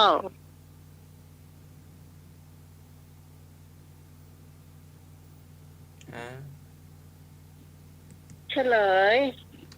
หมดแล้ว คาถาคันธปริตความแปลว่าความเป็นมิตรของเราจงมีแก่พญานาคทั้งหลายตระกูลวิรูปักษ์ด้วยความเป็นมิตรของเราจงมีกับพญานาคทั้งหลายตระกูลเอราบทด้วยความเป็นมิตรของเราจงมีกับพญานาคทั้งหลายตระกูลสัพพยาบุตรด้วยความเป็นมิตรของเราจงมีแก่พญานาคทั้งหลายตระกูลกันหาโคตกะด้วยความเป็นมิตรของเราจงมีแก่สัตว์ทั้งหลายที่ไม่มีเท้าความเป็นมิตรของเราจงมีแก่สัตว์ทั้งหลายที่มีสองเท้าด้วยความเป็นมิตรของเราจงมีกับสัตว์ทั้งหลายที่มีสี่เท้าด้วยความเป็นมิตรของเราจงมีกับสัตว์ทั้งหลายที่มีเท้าด้วยสัตว์ที่ไม่มีเท้าอย่าเบียดเบียนเราสัตว์สองเท้าอย่าเบียดเบียนเราสัตว์สี่เท้าอย่าเบียดเบียนเราสัตว์ทั้งหลายเท้าสัตว์หลายเท้าอย่าได้เบียดเบียนเราขอสรรพสัตว์ทั้งหลายที่มีชีวิตทั้งปวงที่เกิดมาทั้งหมดทั้งสิ้นด้วยขอเห็นจงเห็นความเจริญทั้งหลายในทั้งปวงเถิดโทษอันลามกใดๆอย่าได้มาถึงแก่สัตว์เหล่านั้นพระองค์ทรงพระคุณไม่มีประมาณพระธรรมพระทรงพระคุณไม่มีประมาณพระสงฆ์ทรงพระคุณไม่มีประมาณสัตว์เลื้อยคลานทั้งหลายงูแมงป่องตะขาบตะเข็บและแมงมุมตุ๊กแกหนูเหล่านั้นล้วนมีประมาณจำกัดไม่มากเหมือนพระรัตนตรัยเราได้กระทำความรักษาแล้วเราได้กระทำความป้องกันแล้วหมู่สัตว์ทั้งหลายจงหลีกไปเสียเหล่านั้นก็กระทำความนอบน้อมต่อพระผู้มีพระภาคเจ้าเราได้กระทำความนอบน้อมต่อพระสัมมาสัมพุทธเจ้า7 พระองค์อยู่คำแปลเนาะโอ้ ยกหรือยัง มี5-6 แถวนู่นน่ะพอแล้วครับ พอแล้วมันนักเกินไปไง เอาย่อๆแล้วเนาะ นักเกินไป ต่อไปเป็นช่วงสำเร็จแล้วรักเจ้า ครับ ก็ช่วงของนิทานเนาะแต่ก็สถาญาติโยมก็จะไปลืมเนอะ12 มกราปะกันวัดไฟหินของเฮาวันที่12 มกราก็สถาญาติโยมก็ไปปะกันเนาะก็ไปปะกันแล้วก็ได้ได้จากันตัว ช่วงของเล่านิทานในวันนี้ก็จะเป็นการเล่านิทานให้สถาญาติโยมทั้งหลายได้ฟังกันซึ่งนิทานนี้อาตมาก็อาจจะเคยได้เอามาเล่าหรือไม่ก็จำมาได้เหมือนกันเรื่องของคาถาเสกบ่ม่วงเนาะคาถาเสกบ่ม่วงก็เป็นคือออกหน่วยออกผลนะคาถาเสกบ่ม่วงออกหน่วยออกผลถ้าเป็นประเดี๋ยวนี่เนาะว่าต้องไปใจสารโพแทสเซียมคลอเรตแล้วเนาะถ้ามันมีอย่างประเดี๋ยวนี่นะก็ต้องไปใจสารโพแทสเซียมสารบ่ม่วงละ อาศัยเสกคาถาเอาใส่น้ำพรมขึ้นไปก็ได้กินแล้วเนาะเปิ้นเล่ากันว่าในสมัยก่อนสมัยพุทธเจ้าของเฮาเนี่ยพระพุทธเจ้าของเฮานี่เปิ้นเสวยพระเจ้าเป็นคนจันทานคือเป็นคนตุในสมัยนั้นที่ประเทศของอินเดียนั่นนะถ้าว่าไผไปเกิดในตระกูลนี้ก็ถือว่าเป็นคนที่สังคมรังเกียจมาก ตระกูลจันทานเป็นคนตุ๊กคนยากเป็นคนที่สังคมบะยอมรับว่าเป็นวันณะใด บ่เอาเข้ากลุ่มเข้าอย่างเงี้ยกันเนาะแต่ว่าพ่อใจคนนี้แกมีแกมีสรรพคุณของแกก็คือมีสรรพคุณพิเศษของแกนะสรรพคุณพิเศษอย่างใดพ่อใจคนนี้สามารถที่จะให้มะม่วงเนี่ยออกหน่วยได้ทุกฤดูกาลโดยการใช้น้ำเสกน้ำแล้วก็พรมเข้าไปที่ต้นมะม่วงจากนั้นต้นมะม่วงก็จะออกจ่อออกดอกออกหน่วยถ้ามีประเดี๋ยวนี้เนาะเจ้าสวนมะม่วงถ้าได้ตัวคาถามันแต่เฮาก็บ่ฮู้ตัวคาถามันมีแบบอย่างใดก็บ่ฮู้นะ อันนี้เปิ้นเล่าให้ฟังพอใจคนนี้ก็โชว์ไปต้นมะม่วงต้นใดบ่มีหน่วยแกก็จะใช้วิธีของแกเนี่ยเสกแล้วก็พรมน้ำเอาน้ำพ่นขึ้นไปฉีดน้ำขึ้นไปก็จะเป็นดอกเป็นผลเป็นหน่วยขึ้นมาทีนี้ก็มีพระโอรสเมืองหนึ่งปนว่าปนว่าพระโอรสเนี่ยไปเรียนจบที่สำนักตากศิลาสำนักของอาจารย์ที่สาปาโมกจบมาใหม่ๆพระโอรสนี่ก็จะเสด็จกลับบ้านกลับเมืองในระหว่างทางนั่นน่ะ ก็ไปหันใส่พ่อใจหนุ่มคนนี้กำลังเอาน้ำพรมบ่ม่วง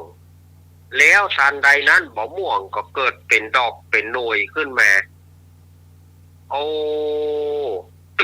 พระโอรสองค์นี้ก็ทึ่งในความสามารถของพ่อใจจันทานคนนี้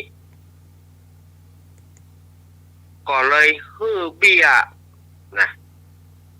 ยปันขหาปะนะฮื้อทองคำปันขหาปะนะทองคำ 1,000 ขหาปะนะก็ถ้าตีเป็นเงินก็ 4,000 บาท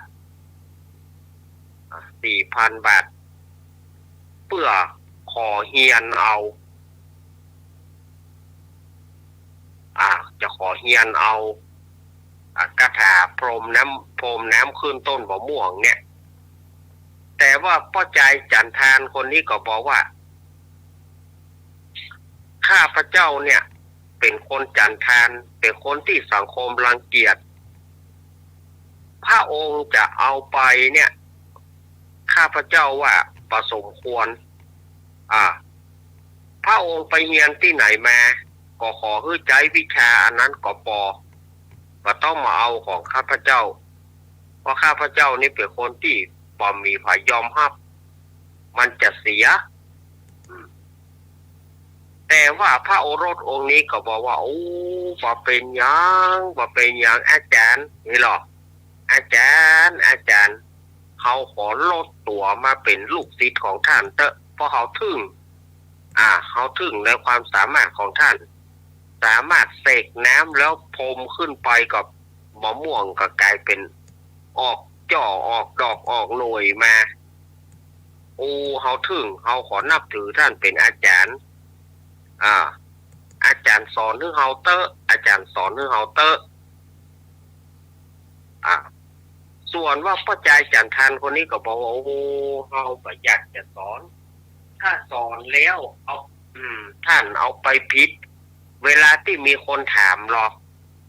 ท่านจะบอกว่าจันทานเอามันก็บาดใจแกนะอย่างได้ท่านเป็นอาจารย์ของเฮาถึงยกย่องท่านจะเป็นภัยกระจ่างเตอะ จะเป็นสัตว์เดรัจฉานแต่ถ้าทำได้เฮาก็ขอเป็นลูกศิษย์ลูกหาฉะนั้น พ่อใจจันทานคนนี้ก็ทนโลภเล้าของพระโอรสองค์นี้มาได้ก็เลยถวายความหูฮือ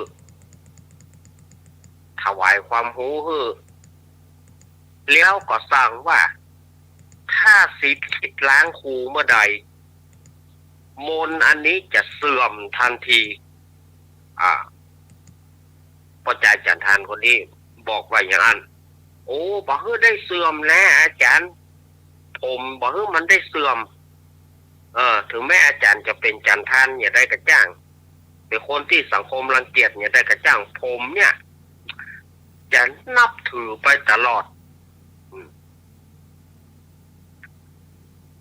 แล้วก็จะไปใจพร่ำเพื่อเนอถ้าประจำเป็นจะไปใจนะมนต์เสกบ่ม่วงนี่นะถ้าประจำเป็นจะไปใจ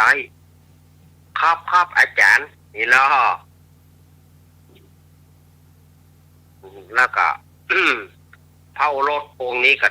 เดินทางไปถึงเมืองหนึ่งเดินทางไปถึงเมืองหนึ่งพระโอรสนี่ก็ฮ้อนวิชาแหละเมื่อไปถึงในเมืองหนึ่งก็คึกขนองขึ้นมาเมื่อคึกขนองขึ้นมาก็ ไปหันใส่ต้นมะม่วงที่บ่มีหน่วยแล้วเนี่ยแกก็คึกขนองขึ้นมาก็ตักน้ำมาแล้วก็เสกมนต์ที่คนจันทานนั้นสอนแล้วก็เอาโท่นขว้างขึ้นไปที่ต้นมะม่วงทันใดนั้นมะม่วงก็ออกจ่อออกดอกออกหน่วยท่านตาหารได้กินท่านตาหารนะเจ้าบ้านเจ้าเมืองที่อยู่ในเมืองนั้นก็พากันชัยโยโห่ฮ้องแหละ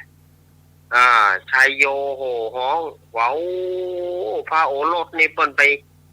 เฮียนมาเปิ้นจบมาจุสามารถเอาน้ำพรมขึ้นต้นมะม่วงออกจ่อออกดอกออกหน่วยท่านตาหารทีนี้ก็มีคนไปห้อมล้อมตบไม้ตบมือแล้วก็คนห้อมล้อมกันเดือดกันสนั่นปั่นปืนจนไปถึงหูพระราชาองค์นั้นในเมืองนั้น พระราชาก็บอกว่าโอ้เขาเดือดอันยังกันนี่เดือดกันเดือดแตะเดือดว่ามันเกิดอันยังขึ้นใจเสนามาดไปเจ้าบ้านเจ้าเมืองแล้วก็เอาเนี่ยต้นนะพระโอรสเอาเนี่ยต้นพระเจ้าค่ะ มะม่วงสมัยนั้นมะม่วงกับมะม่วงตามปีมะม่วงคู่มะม่วงอย่างแน่นอนมะม่วงคำมะม่วงแง่มันเนี่ยกันเนาะบ่มีR2 E2 กิมหงกิมแหงนะบ่มีสมัยนั้นมันก็เป็นมะม่วงตามปีมะม่วงเกี้ยวหัวจุกมะม่วงเกี้ยวธรรมดานี่มะม่วงมันขี้หนอนนะสดายญาติโยม รู้จักมะม่วงมันขี้หนอนก็มะม่วงมันเป็นมะม่วงมันนะแต่ถ้ามันสุกไปหนอนจะเจาะมันเพราะมะม่วงมันขี้หนอนประเดี๋ยวบะหมี่ละมาได้กินเพราะจริงมันนี่รสชาติมันมะม่วงชนิดนั้นมะม่วงมันขี้หนอนบางที่ก็ว่ามะม่วงมันขี้ตูดบางที่ก็มะม่วงมันขี้หนอนนะ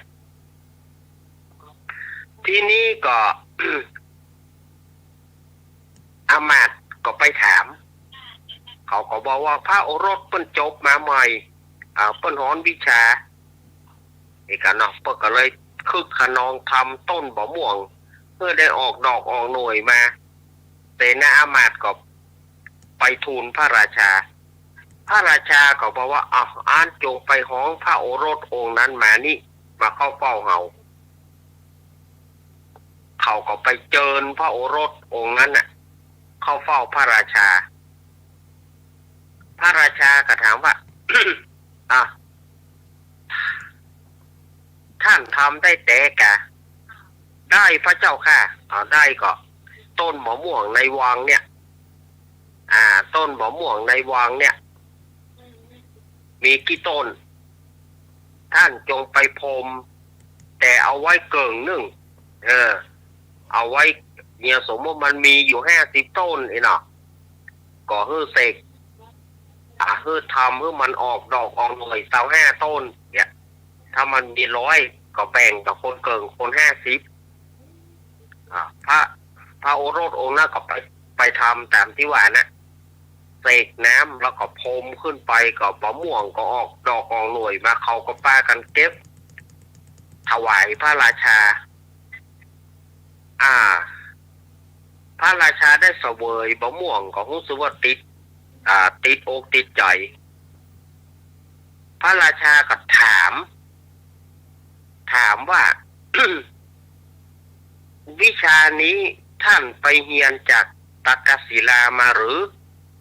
ท่านไปเรียนจากอาจารย์ที่สาปาโมกมาหรือ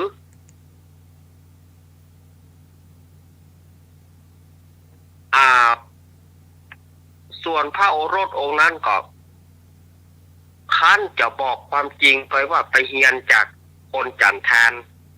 ก็กลัวพระราชาจะด่าหัวก็เลยปิดบังว่าพระเจ้าค่ะข้าพระเจ้าเนี่ยไปเรียนมาจากอาจารย์ที่สาปาโมกในเมืองตักกศิลาอาจารย์ที่สาปาโมกคือวิชานี้แก่ข้าพระองค์พระเจ้าค่ะเอาล่ะอย่างที่อาจารย์สมมติว่าแต่แกความจริงบ่เป็นความจริงบิดเบือนไปจะว่าเป็นไปเรียนกับคนจันทานก็อายเปิ้นก็เลยบิดเบือนไปว่าไปเรียนจากสำนักตักกศิลาทีนี้ พระราชาก็บอกว่าส่วนที่ค้างอยู่เกิงหนึ่งเนี่ยท่านจงไปพรมหรอจงไปทำอย่างที่ตะเกียไปทำอย่างที่ท่านทำไว้ที่เราบอกไว้เกิงหนึ่งจงไปทำเอาให้มันออกดอกออกหน่วยเลยปรากฏว่าพระโอรสองค์นั้นก็ไปกับไปเสกน้ำแล้วก็พรมเอาพ่นขึ้นไปปรากฏว่ามะม่วงป่ายอมออกจ่อออกดอกออกหน่วย พรมถึงพ่นไปถึงกี่ครั้งกะจ้างมะม่วงก็บอกออกดอกออกหน่วยเอาละบอกกรรมนี้พระราชาก็กิ้วแหละโคตรไหนว่าอย่าได้แต่กุที่เกิงหนึ่งยังได้กินเกิงนี้ยังไม่ได้กินมันผิดพลาดทางเทคนิคพระเจ้าค่ะพระราชาก็เอาตายเลยเอาตายยับมันยับมันแล้วโบย150 แส้โบยเลยถ้าว่าบ่โบยบ่มัดก็ไล่มันไปไล่มันไปเอาพระโอรสองค์นี้ก็ ถูกเนรเทศออกจากเมืองนั้นแล้วก็ไปกึดใจ หาอาจารย์ผู้คนจันทานนั้นก็เลยไปขอเฮียนแต่ใหม่ไปขอเฮียนแต่ใหม่พ่อใจจันทานคนนั้นก็ถามว่าเนี่ยหยังท่านเฮียนมาแล้วเฮาสอนเฮ้อแล้วและเนี่ยหยังมันเกิดอย่างขึ้นพระโอรสองค์นี้ก็เลยเล่าให้ฟังว่าถ้าผมไปบอกว่าผมเฮียนกับอาจารย์ซึ่งอาจารย์เป็นคนจันทานคนทั้งหลายจะลือผมว่าผมเนี่ยเหงาใบเฮียนกับคนบ่มีหัวนอนไปตีนเฮียนกับคนบ่มีชั้นวันแน่ผมก็เลยบิดเบือนไปว่าผมเฮียนมาจากสำนักตักกศิลาพอผมว่าท่านผมเอาน้ำไปพ่นมะม่วงพ่นอย่างใดก็ได้มันบ่ยอมออกจ่อออกดอกออกหน่วยขออาจารย์ขอสุมาเถอะขออาจารย์สอนเรื่องกรรม พ่อใจจันทานนะบอกว่าโอ้พระโอรสเนี่ย เป็นสิทธิ์ที่คิดล้างครูเป็นสิทธิ์ที่บ่ซื่อต่อครูฉะนั้นถ้าเฮาฮื้อไปพระโอรสก็จะไปใจในทางที่บ่ถูกแถมไปเถอะเฮาบ่สอนละเฮาบ่ฮื้อละสอนไปก็ไร้ความหมายบ่แล้วพระโอรสก็จึงไปจากที่นี่เอาล่ะพระโอรสองค์นั้นน่ะจะปิกบ้านปิกเมืองตัวเก่าก็แอก็เลยเดินไปเรื่อยๆบ่มีจุดหมายปลายทางจนในที่สุดนั้นน่ะก็ไปกั้นเข้ากั้นน้ำตายไปอ่ะ เนี่ยคนเฮาบิดเบือนเนาะบิดเบือนจากความเป็นจริงขึ้นมาในที่สุดก็บ่ได้อย่างเลยเดี๋ยวฝากไว้กับสถาญาติโยมเนอะฝากไว้นะมีอันใดก็ขอให้อู้ไปอย่างอันถ้าว่าบิดเบือนไปแล้วมันก็ผลลัพธ์มันจะออกมาในทางที่บดีบดักกันเนาะเอาละสถาญาติโยมวันนี้อาตมาก็ขอออกก่อนเวลาเนาะเพราะว่าอาตมาก่อนเสียงมันจะบ่มีละ ฟังญาติโยมฟังเสียงก็คงหูเนาะภาคหลังเนี่ยอาตมาก็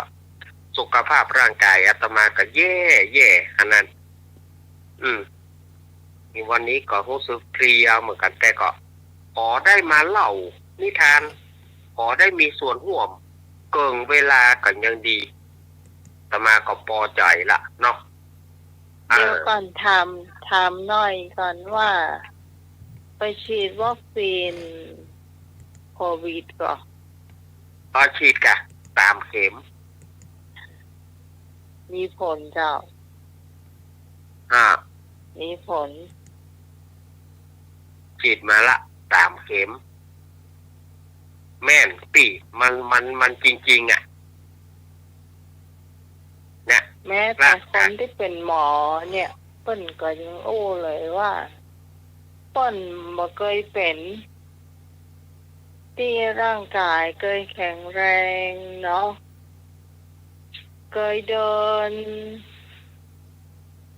แล้วก็เข้าแข้งขาบ่เคยอ่อนนี่นะขนาดเขาเป็นหมอเขายังหมดสบายได้เลยแข้งขาเขาอ่อนเลยนะบัดเดี๋ยวนี้มันจะเป็นโรคประจำตัวนะเขาได้ปีโรคประจำตัวอยู่แล้วมีผลเลยทันทีเลยครับแต่กะอันนี้นี่ตึงยอมรับนะไปฉีด3 เข็มเนี่ยพอไปฉีดมาแล้วมันก็เลยร่างกายก็เลยเป็นยังเป็นเบาไปอ่ะนั่นแหละเอาเสาร์อาทิตย์หน้าว่ากันใหม่เสาร์อาทิตย์หน้ามาอยู่แต่ว่าวันนี้ก็ขอขอบคุณท่านอาจารย์นักครับแล้วก็ขอบคุณท่านอาจารย์สมัครตัวขอบคุณโยมปี่พิสมัยตัวที่ให้โอกาสน้องตัวน้อยๆเนาะน้องให้โอกาสน้องตัวน้อยๆคนนี้คนบางงามน้อยแก่สูงแล้วปี่ก่อนก็แล้วก็ ลุงนุ้ยด้วยเนอะแล้วญาติโยมก็จะไปหมุนขึ้นนี่ไปไหนเนอะฟังต่อไปรายการของเขายังจะมีรายการเข้ามาแถมอยู่สถานญาติโยมก็ฟังต่อไปเนอะอาตมาขอสวัสดีกับสถานญาติโยมก่อนเนาะขอเจริญพรสาธุเจ้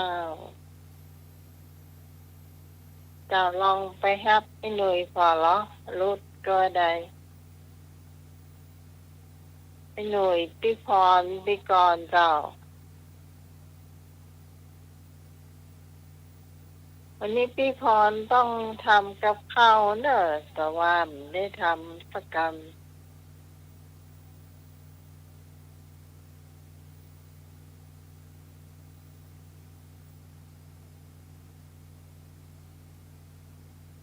เจ้าจะสมัครไปฮับอันไอ้หน่วยตัว ฮัปปี้พรตวยฮัปปี้กรตวย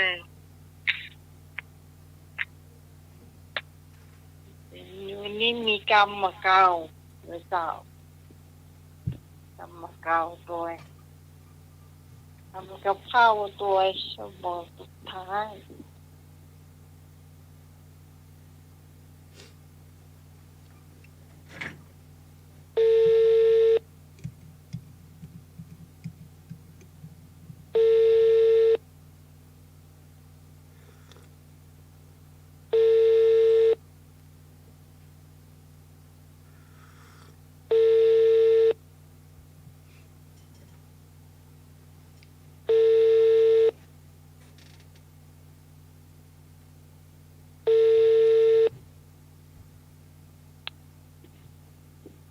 เก้า ลุงหนุ่ยหลับแล้วก็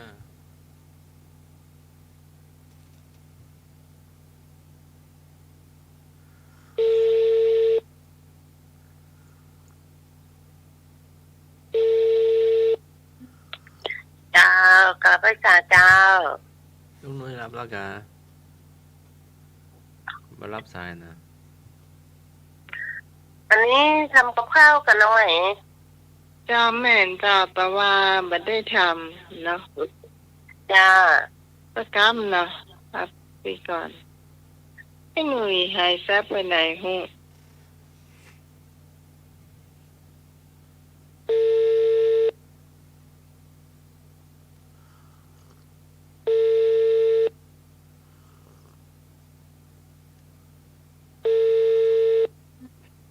ค่ะนมัสการค่ะ เจ้าแม่ก่อน ฮัลโหล ได้ยิน น้องใหม่มาได้ยินพี่จ้า ได้ยินไหม เจ้า ได้ยินป่ะล่ะ จ้า ได้ยินพี่ไหมน้องไหม ได้ยินละ ลุงหนุ่ยน่าจะนอนสมาธิแล้ว วันนี้ถ้าจะใส่เซฟวันนั้นน่ะใส่จ้อยเลย ยังให้วงเลยให้พงประกาศคนหายไหนก็ได้ใส่จ้อยสงสัยจะยาการถ้ารับดึกก็ได้อ่ะ ไอ้พงษ์อ่ะ สถานีวัดพระบาทก็ประกาศคนหายประกาศย่อหาย2 วันนี่ กินพักกระเจ้ามดแหงก่ะ ประกาศย่อหายไปไหนเฮีย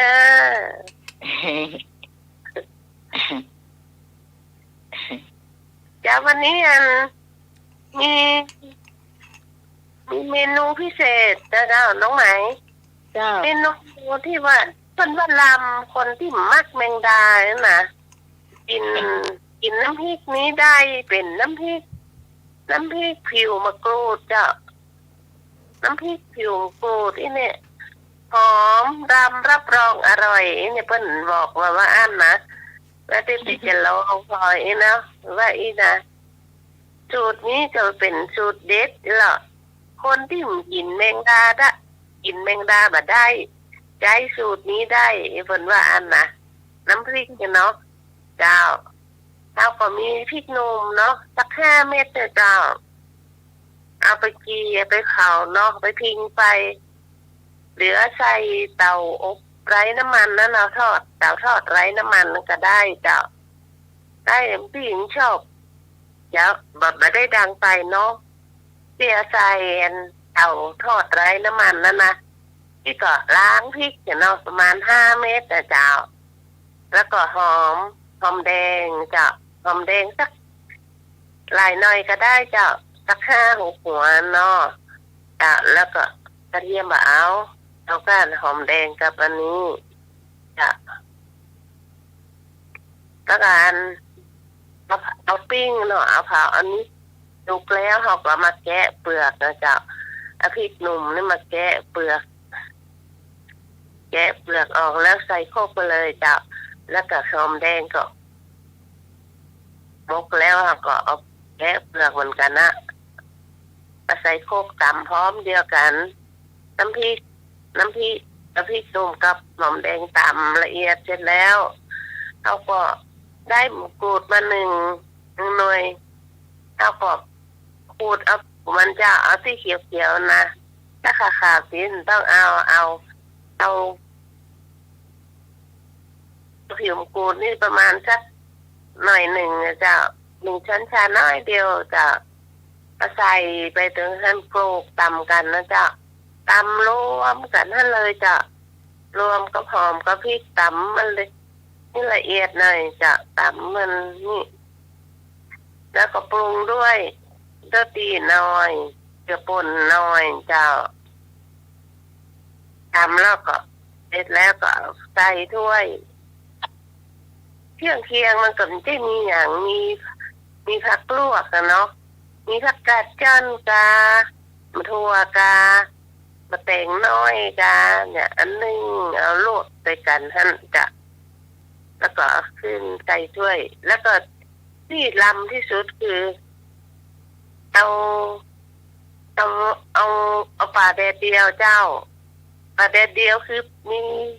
ซึ่งปลากระดีก็ได้ปลาสลัดแห้งมันก็ได้จ้ะที่ปนเสียบไม้ขายนะจ๊ะเอาปิ้งไฟอ่อนๆเนาะแล้วมาตำให้ปนให้ละเอียด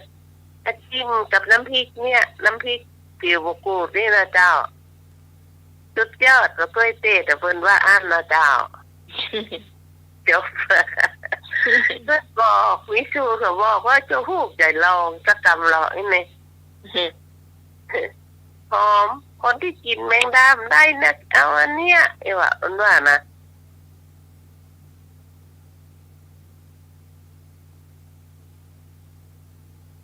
น้องนี่บอกกินได้เลยแมงดานี่นะ โอ้ แต่ กิน ว่าน้องสมัยก่อนเนาะ จ้า ตั้งไฟสีม่วงๆอ่ะแมงดามันก็ลงเนาะสมัยก่อนที่มีอย่างนี้หรอกมีกระต่งก็นาพอเปิ้นไถนานี่เต็มนั่นกลางต่งกลางนาเนี่ยนะโอ้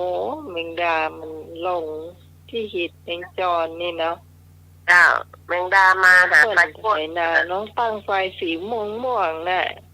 จ้า เมื่อคืนเขาลูกมาเก็บแต่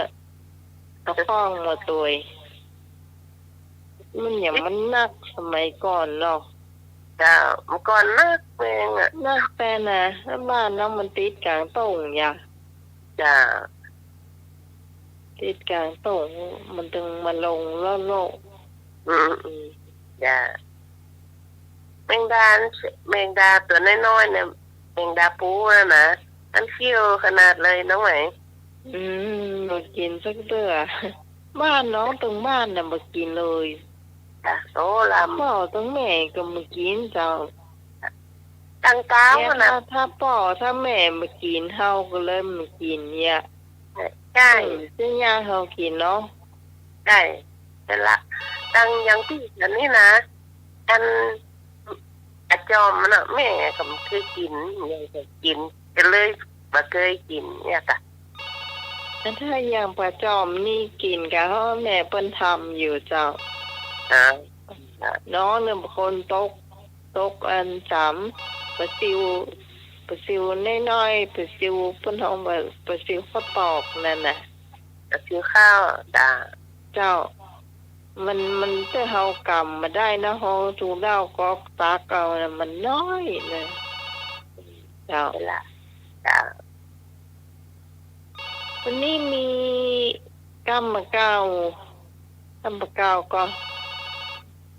กำเก้าอาจารย์สมัครเจ้า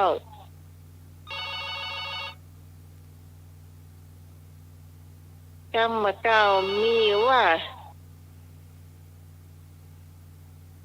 สุพีดว่าอย่างวันนั้นน่ะ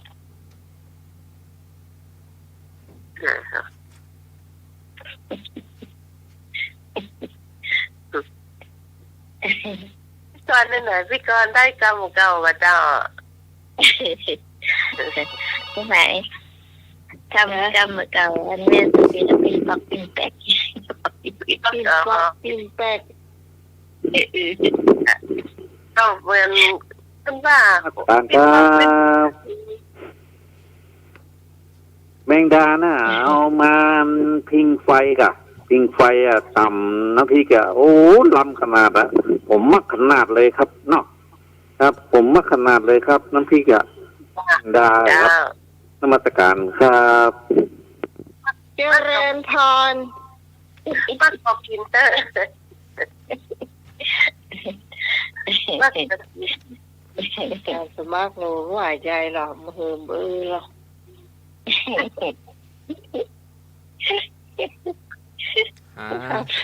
ทำเพื่อชาวบ้านใจผมว่าปินปอกปินแป๊กอย่า ปินปอกปินแป๊กแม่สุพีดว่า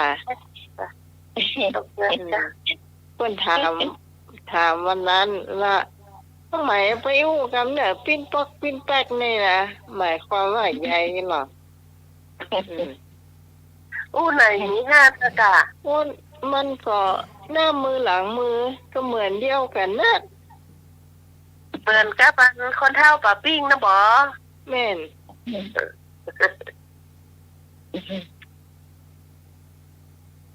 การสมัครรู้จักกันปินปอกปินแปกเดียวการสมัครรู้จักไหมไม่เจ้าว่าอย่างไม่แรงไม่ตอนว่าอย่างไม่แรงว่าอย่างอู้กลับไปกลับมามั้งแล้วเขาจะเชื่อทางใดมาเช้ามาตอนมาแรงเขาจะเชื่อตามเวลาคนน่ะตามเวลาหลังอาหารน่ะเชื่อได้วะนะได้ก็หาเชื่อมได้ก็หลังมือก็เชื่อมได้เนาะจ้ะพี่ก่อนเจ้ายังไม่กลัวว่านะจ๊ะเดี๋ยวก็ปินปักปินเตกตอนหน้าก็ฮักรับหลังก็รับตาแต่มูกจ้ะ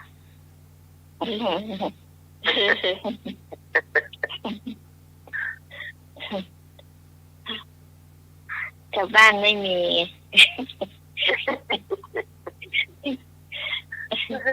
เขาไม่ได้พูดแบบนี้ไง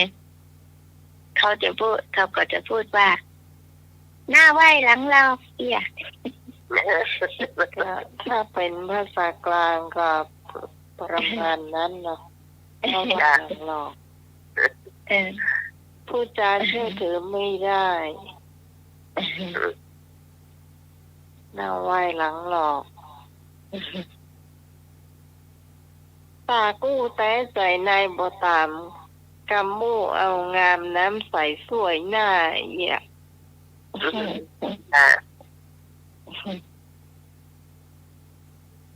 อันนี้แปลว่าอย่างน้องพรจ้าแปลว่าอย่างที่น้องใหม่พูดจำข้าวเนี่ยจำข้าวเนี่ยจำข้าวของจังเนี่ยจ้าใจในส่วนลึกมันคงอยากฆ่าปากก็หาว่าเอ็นดูคนดีใจยากมันน่าโอดตูอันนี้น้องไหมต่อคนเดียวนะอันสองวรรคนี่นะคนดีใจยากมันน่าโอดตูปิดยิ่งกว่างูบดีเข้าใกล้เนื้อเจ้าอันนี้สองวรรคสุดท้ายนี่น้องใหม่ต่อเนอะอยู่ใกล้มันได้บ่เชื่อถือมาได้บ่โอ้อันวรรคแรกนั่นอันมันเป็นกรรมเก่าของเพื่อนแต่นะเจ้าหากว่าแต่ใจในบ่ตามกำมู่เอางามน้ำใสสวยหน้านะนั่นอันนั้นเขาเปิ่นเจ้าก็คนบะเก้าแต่เป็นแต่งมาเนาะแล้วก็อันต่อมาตีน้องหมายว่าตัวนั่นน่ะอันนี้ตั้งหลังนี่น้องหมายแต่งคนมาเติมเจ้า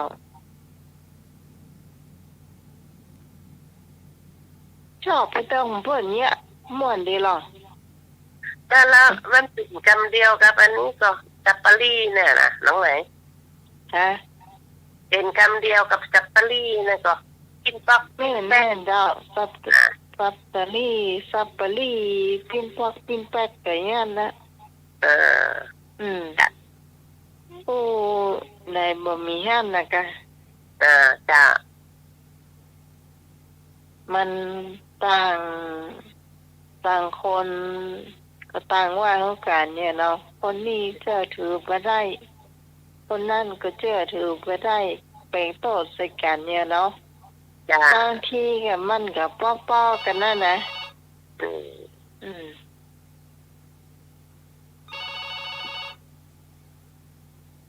ถ้าเป็นแฟนพันธุ์แท้เนอะเดี๋ยวโดนเฮาสอกกลับเนอะบอกก่อน แน่นอนนั่นเองใช่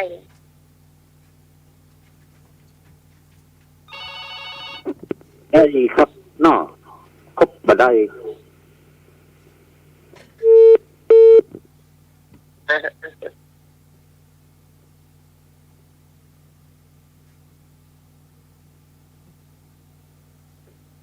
แม่นวลยังไม่หลับก็เข้ามาแหละแม่นวลนวล ไม่นวลมีเจี้ยก็ถือเหล่าเจี้ยนะไม่นวลรับได้ตื่นแล้วหรอ รับตื่นแล้วคงรับเตื้อดึกๆก็นะจ้ะตอนนี้คอเซ็นเตอร์โทรมานะโทรศัพท์ฮัลโหลคอเซ็นเตอร์โทรมานะฮับเลยโอ้เจ้าโทรมาจะหูน้ำปืนทิ้งแล้วทิ้งมันหลอกชะตาฮะเชื่อเลย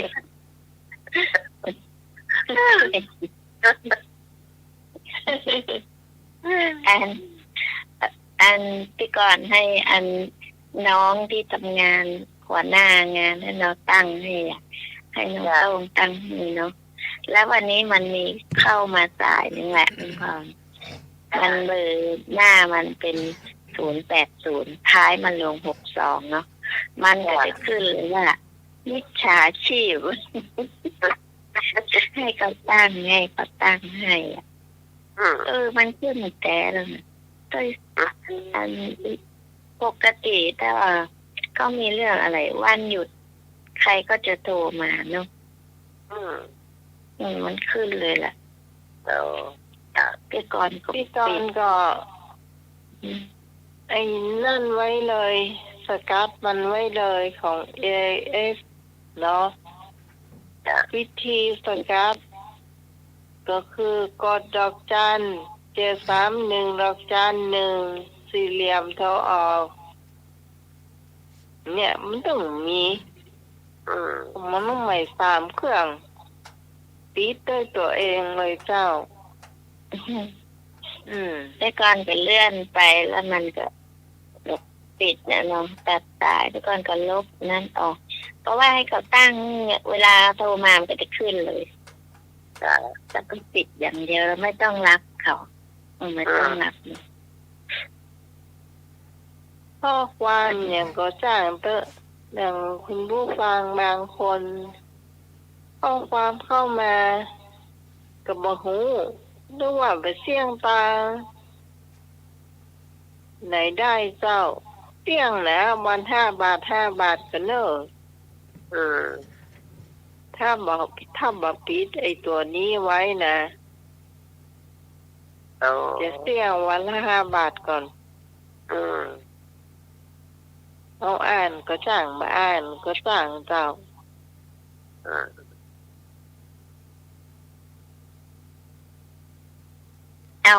จะมาจะหลับนะเจ้าเกี้ยเกี่ยกัน จะมาเจ้าเอาเกี้ยยาวๆนั่งเอาเกี้ยหมอกก้อมไส้หวานนั่นก็ได้ ตอนจำได้พอมาตอนนี้ลืมหมดแล้วเนี่ยลองนึกก่อนเนาะนึกก่อนเอาไปคั่วกาแฟอยู่กับเจ้า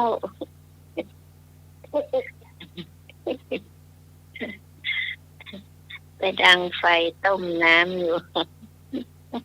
เที่ยวไปเที่ยวมานั่นเนาะ ได้จะได้กินเดียวกับปลาย่างเนาะจ้าย่างเนาะคั่วกาแฟเนาะจะได้กินของผู้มะเจ้า ดังไฟน้อยอยู่ วันใดล่ะที่หัวอู้กันแหละกินมีพี่กรณ์รับไปละพี่กรณ์ปิดโทรศัพท์ จับครูปอก็นิมนต์ชวนกันมาเด้อ ฮะ ชวนมาวัดมาวานะมาสวดมนต์มานะ วันไหน ให้ชวนมาแต่ว่า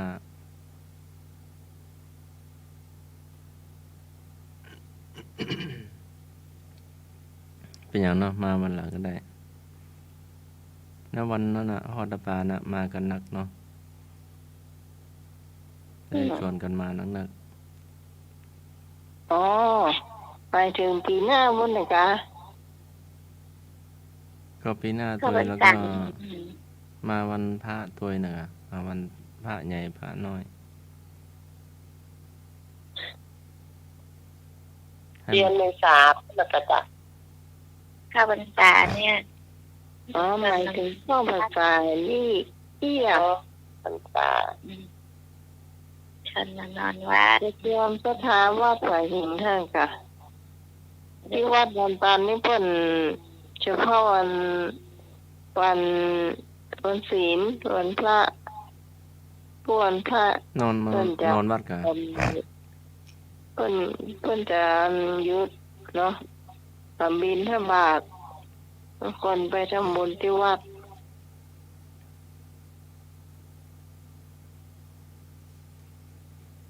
ตั้งแต่มี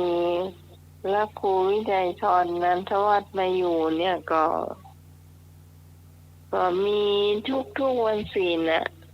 จะทำบุญตลอด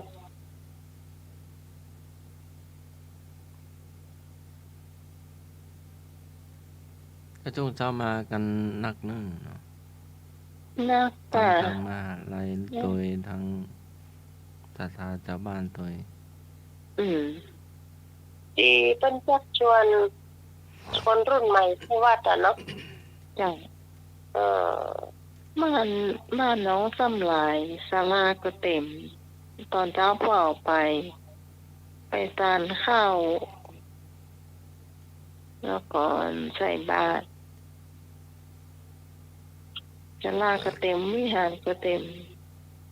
แต่ก่อนไม่ตอนน้องไปเนาะถ้ามีไปก็ถ้าอย่าไปตลอด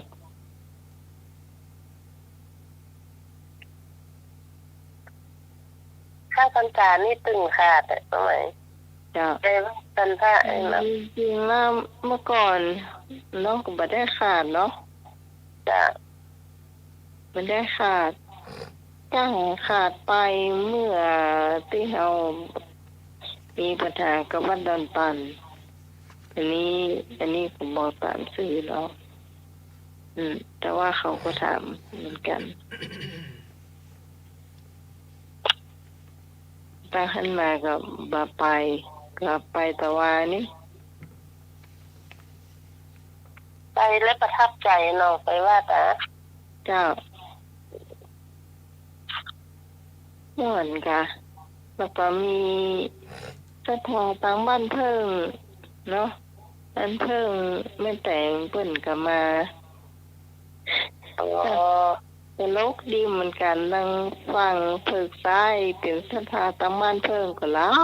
ายเนาะ เรามาหน้าต่อ แล้วก็ตั้งเพิกตั้งเหนือเนาะน้องก็บอกว่าก็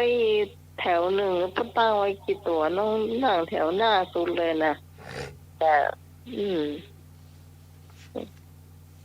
แถวหน้าเพื่อตั้งเหนือนี่เป็นฝั่งบ้านดอนปันแต่ก่อนนี่เราอยู่พุ่นจอกเพยแจงเนาะถ้าไปบ่ค่อยรับ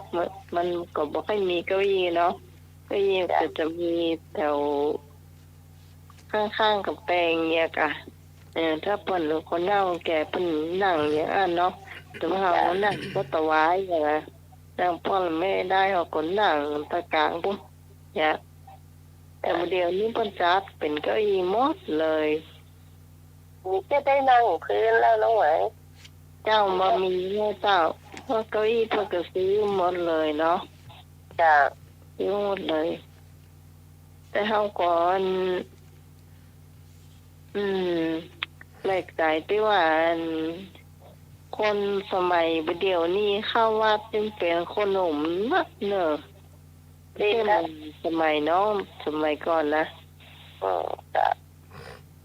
โดนนั่นนี่ก็อาจจะลงเรือมาต้นไหนอ่ะที่มาวัดนี่นะ จ้ะ นอกนั้นก็บ่มีนะจะเป็นคนใหม่ๆเข้ามา คนใหม่ๆเข้ามานี่ก็ถ้าจะอู้ถึงว่ากำปากแต่นี่ก็แค่จะมีป้าเนาะเป็นห้องได้สมัยน้องเขาอยู่วัดละแต่ว่าก็เจอกันอยู่ป้า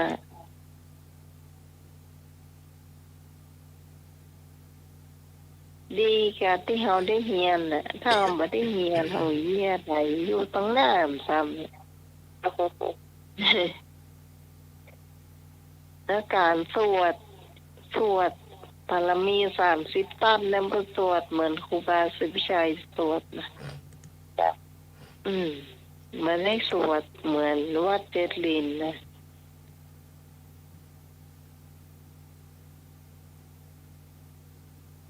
ประเดี๋ยวเขาเฮียนเขาก็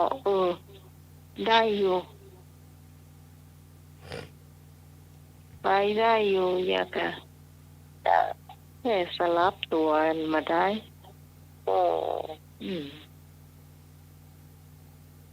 แล้วก็มงคลจักรวาล8 ทิศอ่ะ จ้ะ อิมัสมิงมงคลจักรวาลทั้ง8 ทิศน่ะ จ้ะ ก็มหาบดีก็จะได้เหมือนกันเนอะบางคนนี่นะเรียนหนังสือมันก็น้อย ใช่ถ้าคนบ่เคยท่องเคยนี่ก็บ่ได้แต่มันมีหนังสือมีนี่ก็ได้กันหมดจ้ะ มันยากกับคนเฒ่าคนแก่ที่ว่าอายุ70ปลายขึ้นไปเนี่ยก็จะยากอยู่ฮอน จ้ะ นี่นะขนาดน้องก็เฮียนมาเขาก็บ่ได้ท่องทุกวันเนี่ยแต่พอไปเจอเขาก็ว่ายากนะแต่พอไปมาแต่ถ้าเป็นการไหว้พระอรหันต์แต่ที่นี่มาพลาดหรอกแต่เป็นอันนี้เป็นจากมงคลจักรวาลเนาะ จ้ะ ก็ได้อยู่ถ้าสวดกรรมฐานน้องก็ได้ แต่ว่าไปลืมตั้งหลังปุ่นไปลืมตั้งหลัง จ้ะ แต่ถ้าฟังบ่อยๆเนาะเราก็จะได้อยู่เดี๋ยวก็ปิกมาคนเดียวหลังจากลูกวัดมาเนาะแต่เจ้าก่อนรับเนี่ยน้องก็ลงท่องไปเขาเดินกันนี่ตัดนี่ก็ได้อยู่เพราะแต่ก่อนนี้ก็ไปสวดถึงวันเจ้าที่วัดเนาะ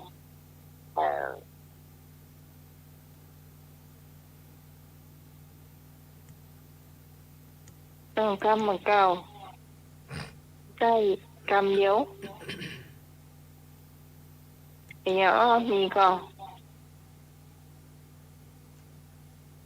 อะไรเนี่ยสมัครเชื่ออาจารย์สมัครจะไม่ได้สักเชื่อเลยจะเก็บได้สักเชื่อเลย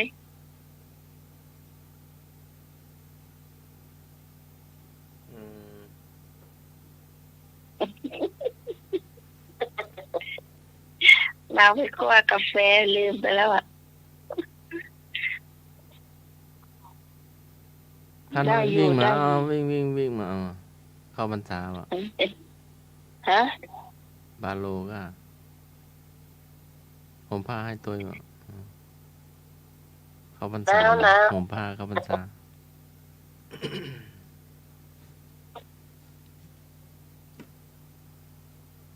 จบไปเนาะของผ้านะของผ้าเข้าพรรษาไปเนี่ยก็ไปเก็บผ้ามาก็ซักผ้าตากไว้หลังศาลาก็ ได้อย่าง ฟังมาผ้านะผ้าหลังโบสถ์ของผ้านะ 6 โมงอ่ะเนาะ6 โมงเริ่มทำวัดเริ่มกล่าวคำเข้าพรรษานะ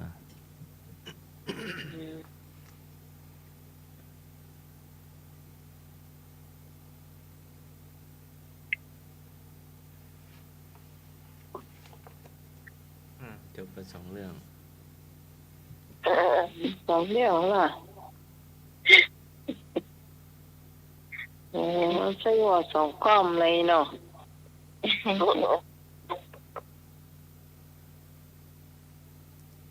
ไอ้นึกถ้าจะหลับประกาศไอ้นึก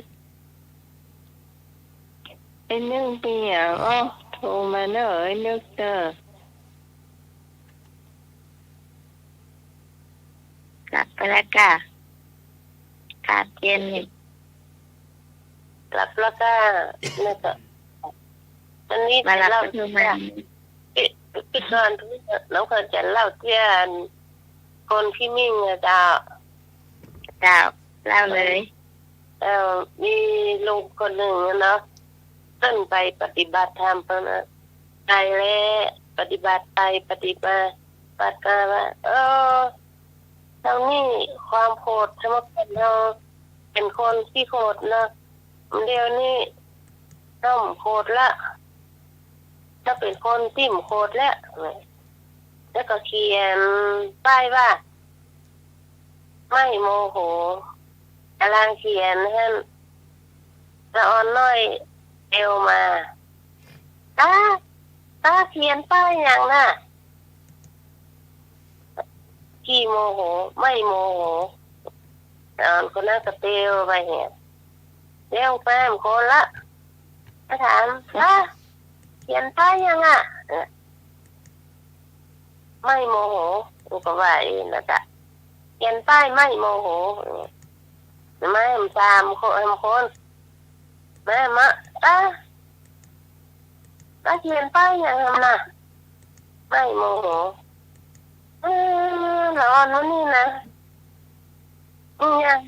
ถามเนี่ยนะว่าเดี๋ยวไม่แซ่บบาดละที่ถามว่าอยู่โมโหเจ้าถามถามจริงละจะเอาไม่แซ่บบาดละอ่อนถามว่าโมโหละไอ้เนี่ยเอาไปมาซ้ำยิ่ง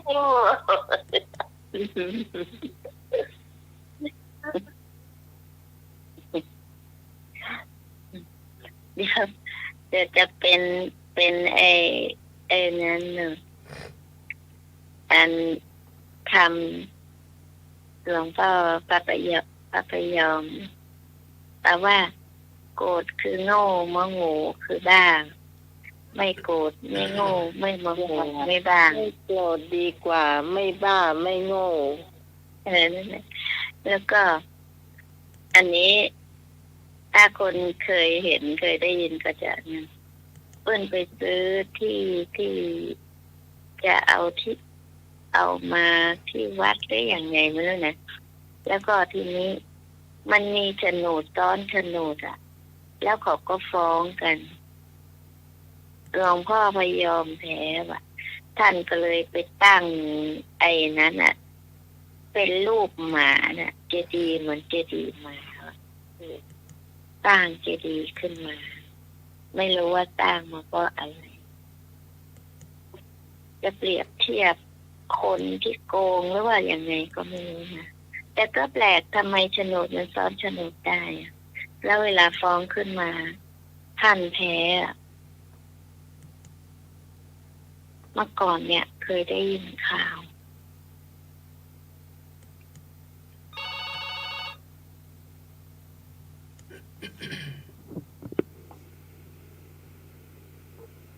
สวัสดีครับ น้อยนึง ครับ มาเลยชื่อว่าครับจุดชื่อว่านะครับ เจ้า แสงเทียนเป็นหลายแท่งแสงเทียนละหลายแท่งแสงเทียนละหลายแท่งเพื่อส่องแสงจุด อย่าง ออก ก็ ทางกรรม ส่องแสงปัญญา อาจารย์ครับ เดี๋ยวว่าไม่ร้อย เป็นละหลายแท่งเพื่อส่องแสงจุด เดี๋ยว ออกทางกรรม ต้อง เพราะ ฟัง อ้าง กัน ส่ง นะ ตัวเพราะผ่านตัว จะสมัครได้ยินชัดไหม แสง พี่กรณ์มันก็ได้ยินชัด โดนได้ยินแค่ไหน ว่าใหม่ว่าใหม่ แสงเทียนละหลายแท่งเพื่อส่องแสงจุด จะสมัครได้ยินชัดจะสมัคร แสงเทียนละหลายแท่งเพื่อส่องแสงจุด ตอนกลางคืน ใจ ตามเตียนเข้าพรรษา แสงวิ สว่างสวัย ตามเตียนไหวพระเจ้า ใจ ตามเตียนทำวัด ใจ ตามเตียนเข้าพรรษา มันเด็กเขาบอกพรรษาเนี่ย ตามเตียนทรงธรรม แสงเทียนมาหลายแท่งแสงเทียนละหลายแท่งเพื่อส่องจุด เพื่อส่องแสง ส่องแสง เพื่อส่งแสงพระน้อยเป่ามนต์ ใจโตสร้างกรรมครับอย่าอ้างส่งตัวออกผ่านตัว อ๋อตอมกี่ตัว แสง สอง จุด สองตัวกัน อ้างส่งตัวพอผ่านตัวเพื่อส่องแสง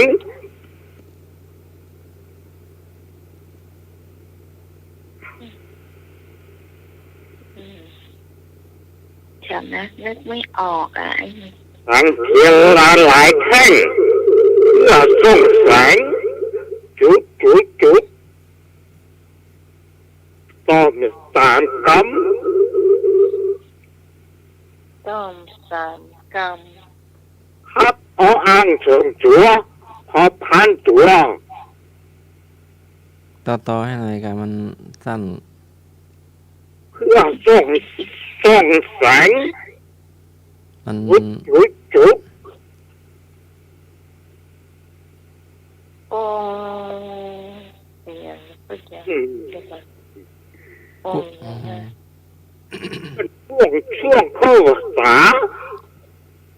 เอาต่อ ห เล รื ย อเอาเรื่องมาถาม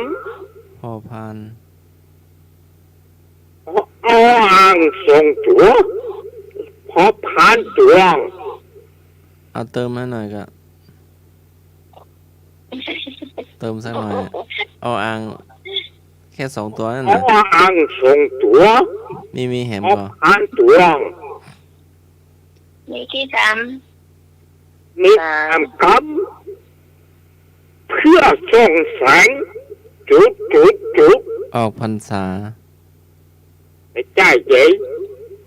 เพื่อส่องแสง เพื่อส่องแสงอย่างก็ครับ เข้าพรรษา องค์นะฮะ เพื่อส่องแสง เมาเนาะ เน่า กับ เพื่อ อส่องแสงอันอัมภัย ฮะ ส่องแสงอันอัมภัย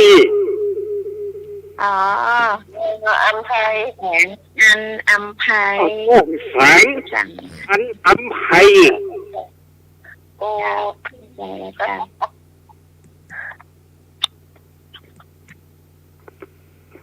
แบบพออ่างสองตัวสองแสงอันอัมภัย เพื่อส่องแสงอันอัมภัย อืม กัน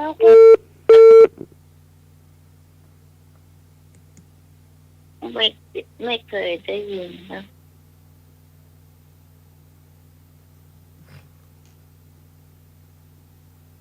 เดี๋ยวส่งอาจารย์สมัครไปสู้กับไอ้นึกอาจารย์สมัครใคร นี่ เนี่ย ดูจุดนี่บางทีแกเก่ามาเป็นวากหรอก อืม หยิบอันวากใดวากหนึ่งมาถาม เพื่อจำแสงอันอัมภัย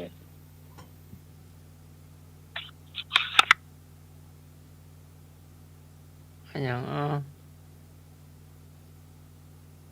หัวมะลิกปิกป๊อก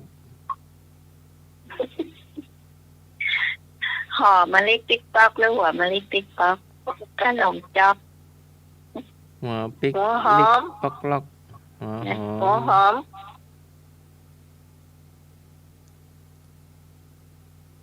อันไหนชูก หัวหอม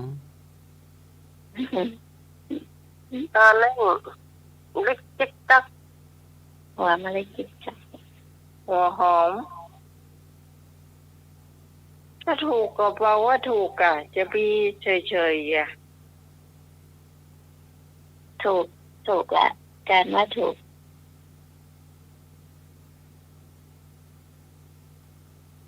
ไอ้นึกมีก็เข้ามาเห็นเด้อเจ้าอาจารย์สมัครว่าไป หัวหินหิน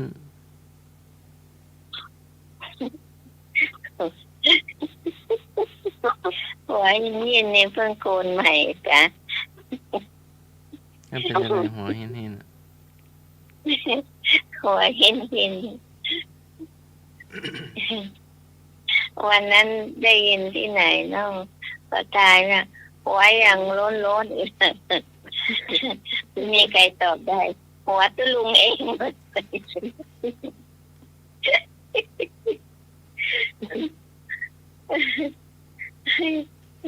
ไม่อยากเป็นหัวตุลุงตุลุงเพิ่งปลงผมใหม่เลยหัวร้อนๆอันนี้อาจารย์สมัครเอาหัวหินหิน หัวหยังหัวหินหิน หัวพระหัวเนน เอ้าไม่ได้บวชทำไมรู้ เอ้ากระเดากะ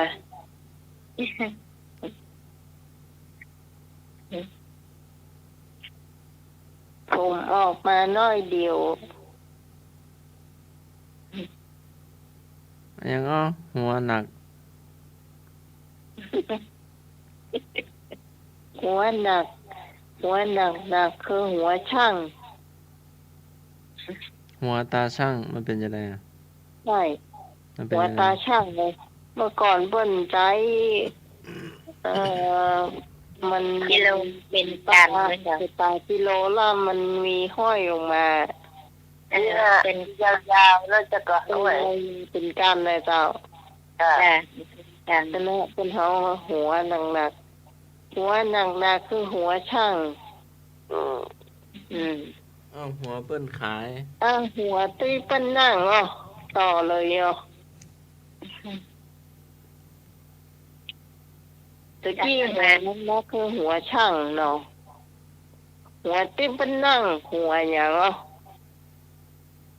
หัวมันได้ มาได้ เลย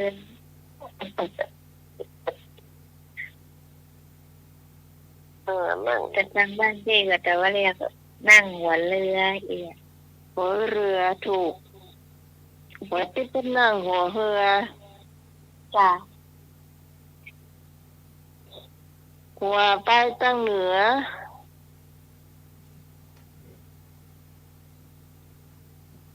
จะจะมาขัวไปตั้งเหนือหัวอย่างจ้ะ หัวเทียม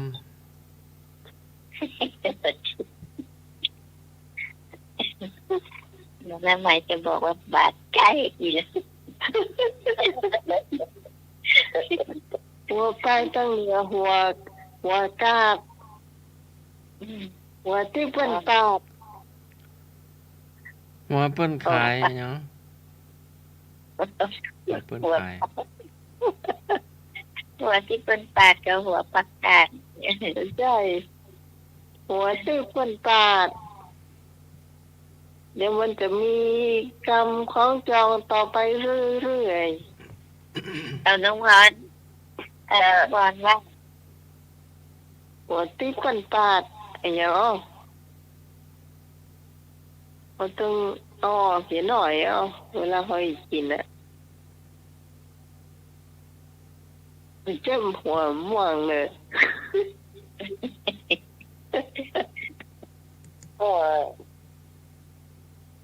หัวปีพี่น้อง ใช่ ตอนนั้นไม่ออกไม่เคยได้ยินการสมัครกระจายช่วยกัน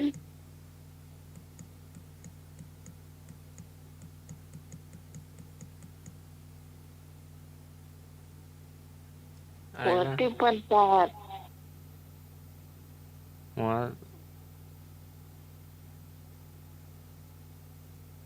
ขวา หัว หัวหินหัวเลาะ หัวที่เปิ้นปาดหัวบะแตงแต่ต่อไปหัวที่เปิ้นแตงหัว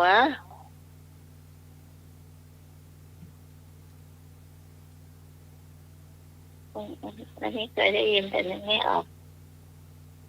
ไอ้นึกมาช่วยกันตอบเร็ว อันนี้นะคำถามนี่นะสมัยน้องใหม่เรียนอยู่ประถมละ อีน้ำมันน้ำใหม่นะ เจ้า ก็เลยจำได้ มาติดตรงกลาง ท่องมาจนพอถึงมูนี่มันปลายๆอ่ะน่ะหัวที่เปิ้นแตงหัวปลาเยี่ยน อืมหัวที่เปิ้นเปลี่ยน มีหัวเดียวที่เปลี่ยนได้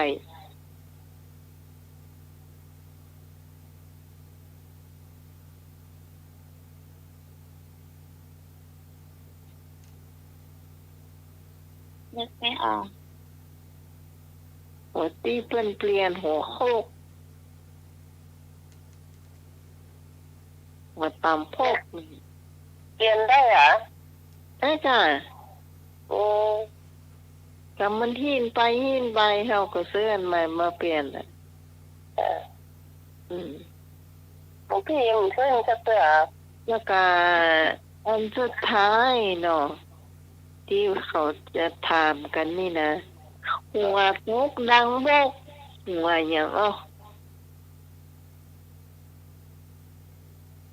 ก็โตกก็ดังแล้วเนาะ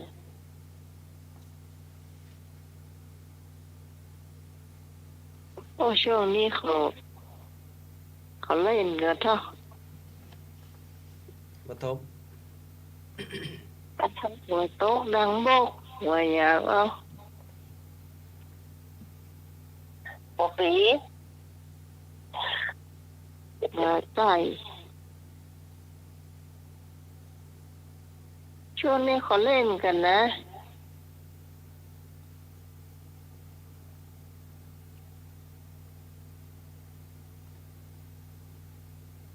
ปฐม ใกล้เคียงแต่ปัจจัย มะเต้า ปัจจัย มะม่วง ม หัวใจ มะนาว หัวตกหลังบก มะขาม หัวตกลงบ่มะเต้า หัวใจหัวตกดังบกหัวบอกไฟดีขึ้นไปแล้วมันตกลงอ่ะ เอ้ย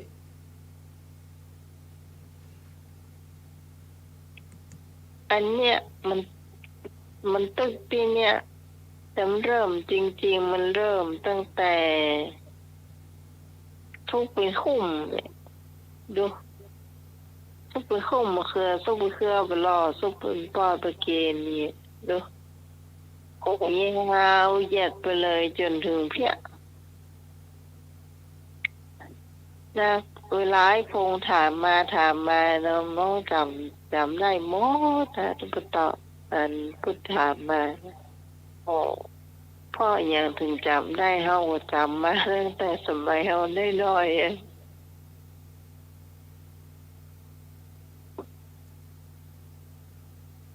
แต่บ้านพี่กรณ์ไม่มีเรียนแบบนี้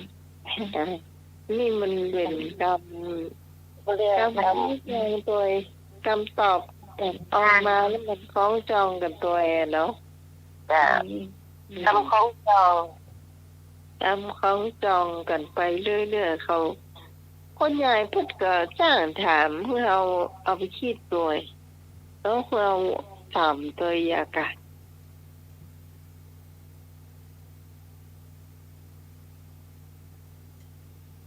เนนน้อยห้อย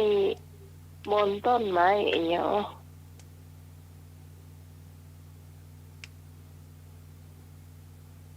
เนนน้อย เนนน้อยพระน้อยห้อยบนต้นไม้ เนมปาโลเซาะมะนาว ครับมึงไม่ใช่ เนนน้อยห้อยบนกิ่งไม้เป็นร้อยก็ยังหักตัว อันที่ไอ้อย่างก็ที่ก็เอามานั่นป่านะเห็นเป็นรูปที่ก็เอามา เนนน้อยห้อยบนกิ่งไม้เป็นร้อยก็ยังหักเตือคำสามสุดท้ายในวันนี้ พอรู้ไหม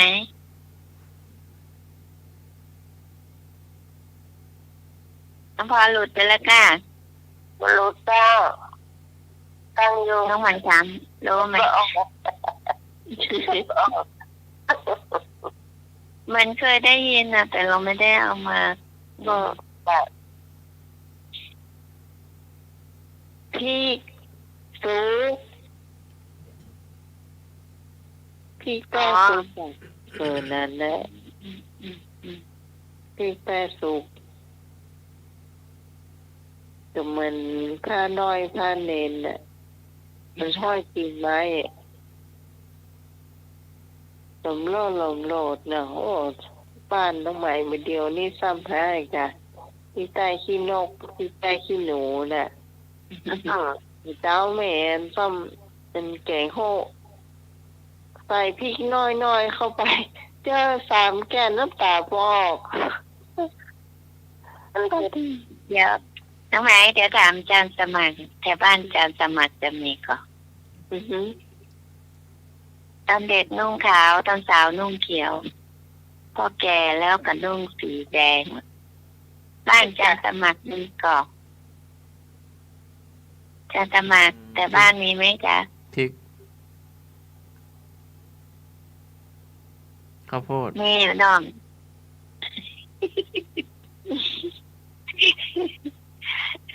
กล้วยตุเป็ด ถูกแล้วเหรอ คิดเสร็จแล้ว ถูกแล้วแต่จะไปตะเห็นเนี่ย ไม่ได้บอกว่าดูอาจารย์สมัครไปเรื่อยถามว่าทางบ้านอาจารย์สมัครมีไหม มี มีอยู่ใช่ไหม ถ้ามั่นใจถูกแล้วจะไปเลยค่ะ มันมีหลายอันเผื่อไว้นะ ถามเสือไว้ ไงลูก จะเที่ยงคืนแล้วนิมนต์จะสมัครได้จ้ะ นี่การสมัครลาก่อนเจ้า อะไรนะ โอลา จะ เลย เที่ยงคืนแล้วนิมนต์ลาค่ะ ลารายการค่ะ